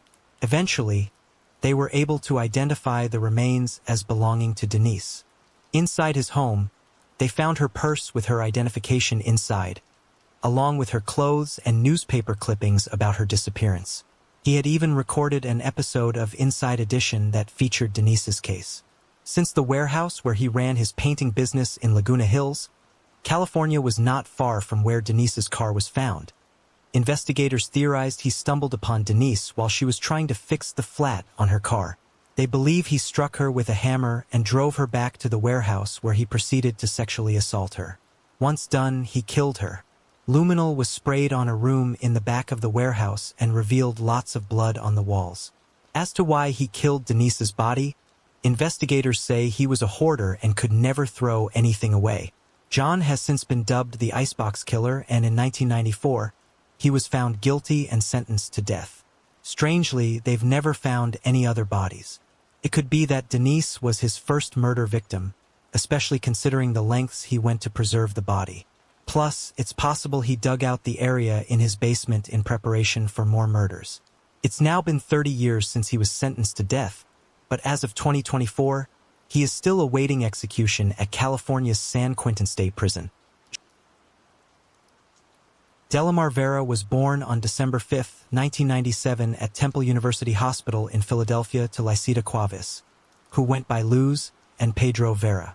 Immediately after Delamar was born, Luz met Pedro's cousin, Carolyn Correa, who had also allegedly just given birth a couple of days earlier while at home. Carolyn's teenage daughter, Angelica, was away from home that weekend visiting her father and had not been there for the birth. But a family friend had allegedly gone over to help. Angelica said she saw her mom 2 days after giving birth to a baby girl that she named Alia and Hernandez. On December 15, 1997, 10 days after the birth of Delamar, Luz went out searching for a job. While she was gone, Pedro's mother was babysitting Delamar and her 2 older brothers. Sometime after 5 p.m., Luz returned home to shockingly find smoke coming from the house. Everyone was outside and accounted for except for Delamar. Panicked, Luz ran inside, injuring herself through the smoke and debris, and came upon Delamar's crib, but it was empty. She also saw the window was open near the crib, which was strange considering the cold temperatures outside. Unable to speak fluent English, she began screaming that Delamar was missing. Pedro had arrived home after the firefighters and began crying out for his daughter. After firefighters got the fire under control, they told Luz that her newborn had perished in the fire despite never finding her remains. But Luz never believed this theory and felt her daughter was somehow still alive. The medical examiner's office even returned to the scene twice, once with a forensic anthropologist, but still no remains were found. A report would state that Delamar perished in an accidental fire caused by an overheated extension cord attached to a space heater near the crib. The case was then quickly closed, but Luz still remained adamant that her daughter had been kidnapped. For years after the fire, Pedro went to a baby shower and saw Carolyn and Alia leaving. Pedro said the girl looked at him, smiled and waved. He said that moment gave him a strange feeling inside. 2 years later, in January 2003, Luz attended a birthday party for a child related to Pedro. While there, Carolyn Correa showed up again with Alia, which caught Luz's attention and gave her a strange feeling in the pit of her stomach. The more she looked at Alia, the more she noticed that this little girl looked a lot like herself. She even saw a dimple that matched the dimple that Delamar had when she was born. She then began to think that maybe Carolyn had set the fire 6 years ago on purpose in order to steal baby Delamar. Then came up with a quick plan to try and prove this. She told Alia that she had chewing gum in her hair and would help her get it out. As Luz pretended to be getting the gum out of her hair, she plucked a few strands from the girl's head and took them to the police department. However, they said they were unable to perform those types of tests at the station. So finally, Luz contacted Angel Cruz, a Pennsylvania state representative who agreed to help. Cruz obtained hair samples from both Luz and the child and took them to the police for DNA analysis, along with Luz's accusation that Carolyn Correa had stole her baby and set the house on fire to cover the kidnapping. Shockingly, the test revealed that Alia was indeed Delamar. It turns out that Carolyn had strangely shown up at Luz's home around the time of the fire and claimed she had forgotten her purse in the upstairs bedroom. Right after she left is when the baby's room erupted into flames. There was even TV coverage from the night of the fire showing that Carolyn was at the scene standing near the ambulance with Pedro. It's believed that Carolyn kidnapped Delamar because her baby was stillborn, but there's also a theory that Carolyn may have never even been pregnant in the first place. When the DNA results came in, Carolyn was reportedly hysterical and didn't believe them. She claimed that if the girl wasn't hers, then who had her daughter? She even paid over $600 for her own DNA test before she was arrested. She clearly believed that Alia was truly her daughter. Regardless, Delamar Vera was returned to her family. Carolyn was arrested and found guilty of kidnapping, arson, and attempted murder. She was sentenced to 9 to 30 years behind bars. In court, Carolyn publicly accused Pedro of helping her steal his baby, which he denied. Some people believe that Carolyn suffered extreme postpartum mental illness after giving birth to a stillborn and convinced herself that Alia was her child. Others suspect that she could have suffered from the rare mental disorder pseudopsoriasis, in which a woman, although not pregnant, believes she is pregnant and exhibits signs and symptoms of pregnancy. Andre Moore, who was dating Carolyn when she was allegedly pregnant, said she appeared pregnant and told him that Alia was his daughter. Andre was suspicious and took a paternity test in 1999, which proved he was not the child's father. Carolyn also had 3 other children who thought Alia was their sibling. She had obtained a birth certificate for Alia on January 6, 1998, reporting that she gave birth at home and listed herself as the attendant. The state registrar said Carolyn didn't need to present a baby, only an affidavit from the local registrar's office. That affidavit, however, was accidentally destroyed. The fire at Luz's home wasn't the only fire Carolyn had set. In 1996, she set fire to a Hamilton, New Jersey medical office where she worked. The fire was set in an attempt to destroy evidence after she stole and cashed company checks. For the crime, she was sentenced to 5 years probation. In 2001, Carolyn had a baby with her then-husband, Brian Busardo. Unfortunately, the baby had a heart defect and died a few hours after birth. Carolyn has also had at least 2 null miscarriages. The judge, however, wasn't buying the mental disorder suggestions and said that Carolyn may have suffered from depression but was more manipulative than delusional. While behind bars, Carolyn began having hallucinations of crying babies and repeatedly smashed her head into the prison cell walls and became suicidal, resulting in her being moved to the infirmary and put on a suicide watch. The forensic psychologist treating her stated that the hallucinations show that she likely believed the little girl was her natural daughter. De la Marvera is all grown up today and by all accounts seems to be fine. After getting their daughter back, Pedro and Luz signed a 6-figure deal to sell their story for a movie which was created titled Little Girl Lost, the De la Marvera story. Heather Suzanne Stroop was born on April 20th, 1984 to Mary and Buddy Allen. She grew up in Snailville, Georgia, graduated from Shallow High, and split her college years between Auburn and Perimeter, working toward a business degree. By 25, she was living in Covington with her 18-month-old son, Carson. She worked as a florist. She was a hands-on mom, and as she and her husband, Stephen, moved through a divorce, they shared custody, structured, predictable, tense in the way these things can be. Sunday, April 26, 2009, was supposed to be routine. Heather drove to the Target in Snailville for the handoff. Same public lot, same time window. Stephen pulled in. They spoke briefly and he buckled Carson into Heather's SUV. Witnesses saw him drive off. Heather turned back toward her driver's door. The day still felt ordinary. It wasn't. A figure in a dark wig and fake mustache stepped into her path. Close enough to block the door, close enough to argue. Heather tried to sidestep toward the handle. The other person pushed the door closed. She called out for help to a passing motorist. Then a handgun came out of a black messenger bag and pressed to her forehead. One shot. The shooter turned and walked away, disappearing toward nearby storefronts as stunned bystanders reached for their phones. Early descriptions pegged the killer as a man.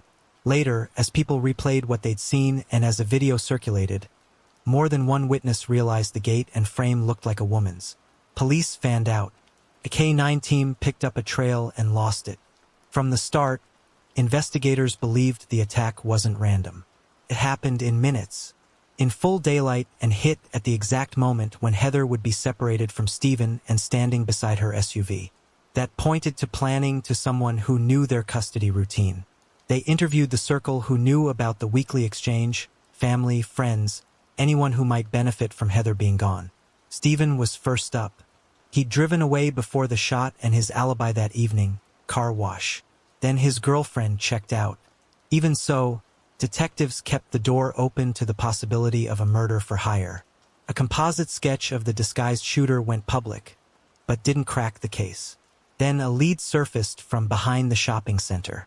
A long-haul trucker parked at the hotel there had noticed a white Ford F-150 extended cab pickup in the same area the day before the shooting and again on Sunday, occupied by a person wearing a wig and mustache who sped off when they realized they'd been watched.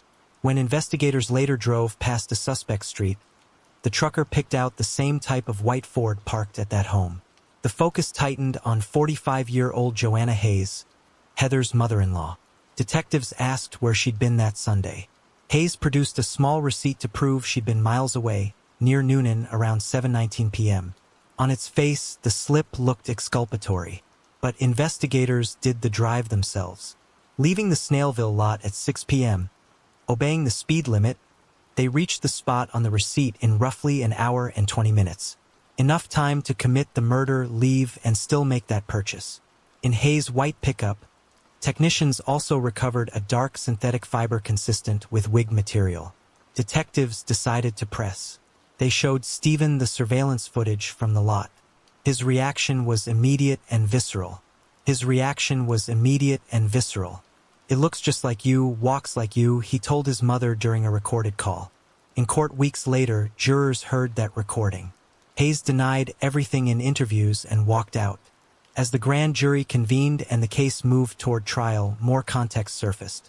A florist who'd spent Valentine's Day 2008 working with Hayes told jurors about a chilling conversation in which Hayes laid out how she'd commit a perfect murder. Use a credit card at the right time somewhere distant. Don't use a distinctive vehicle. Buy a revolver off the books. Destroy it with a grinder or torch and dump the remains. In jail, 2 separate inmates said Hayes railed about Heather's parenting and admitted she'd shot her in the front of the head. Ballistics experts testified the killing was consistent with a .38 caliber revolver, Rossi or Taurus, though no weapon was ever recovered. The state had no gun, no wig, no DNA, and multiple witnesses who initially thought the shooter was a man.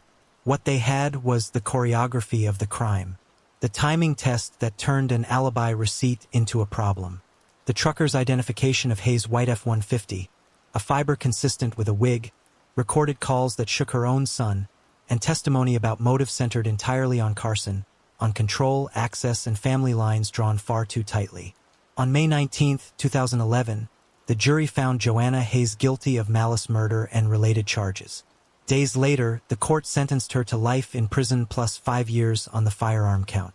Under Georgia law, she's eligible to seek parole after 30 years. Appeals followed and were rejected. In March 2013, the Georgia Supreme Court affirmed the convictions. After Heather's murder, Carson stayed with his maternal grandparents. When Mary died from surgical complications in 2014, Buddy kept raising him quietly, steadily the way Heather would have wanted, present, protective, and putting Carson first, and he still is to this day.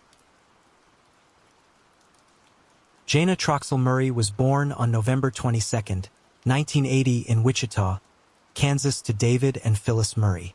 By 30, she had moved from Houston to the D.C. area, living in Arlington, Virginia, and working just over the line.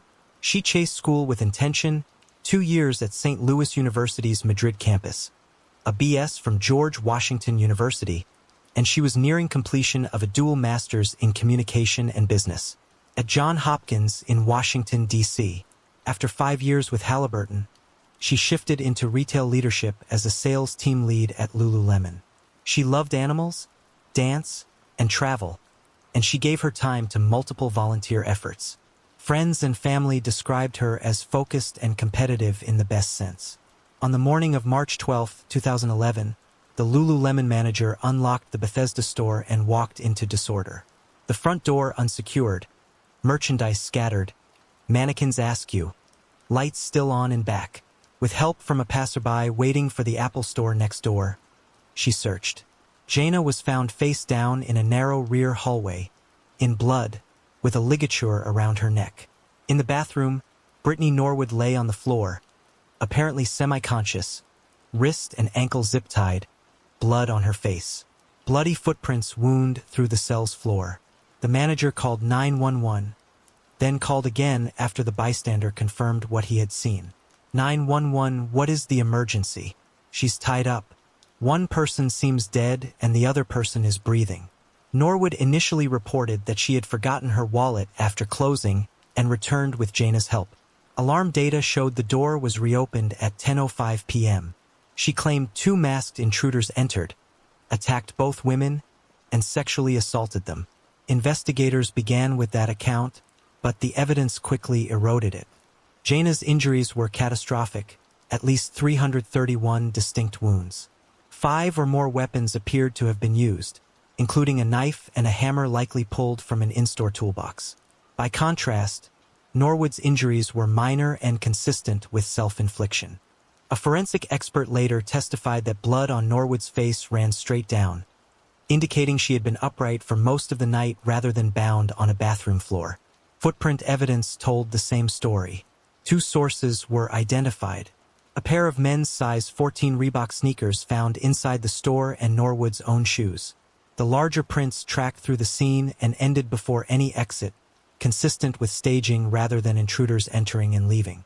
There was no evidence of sexual assault.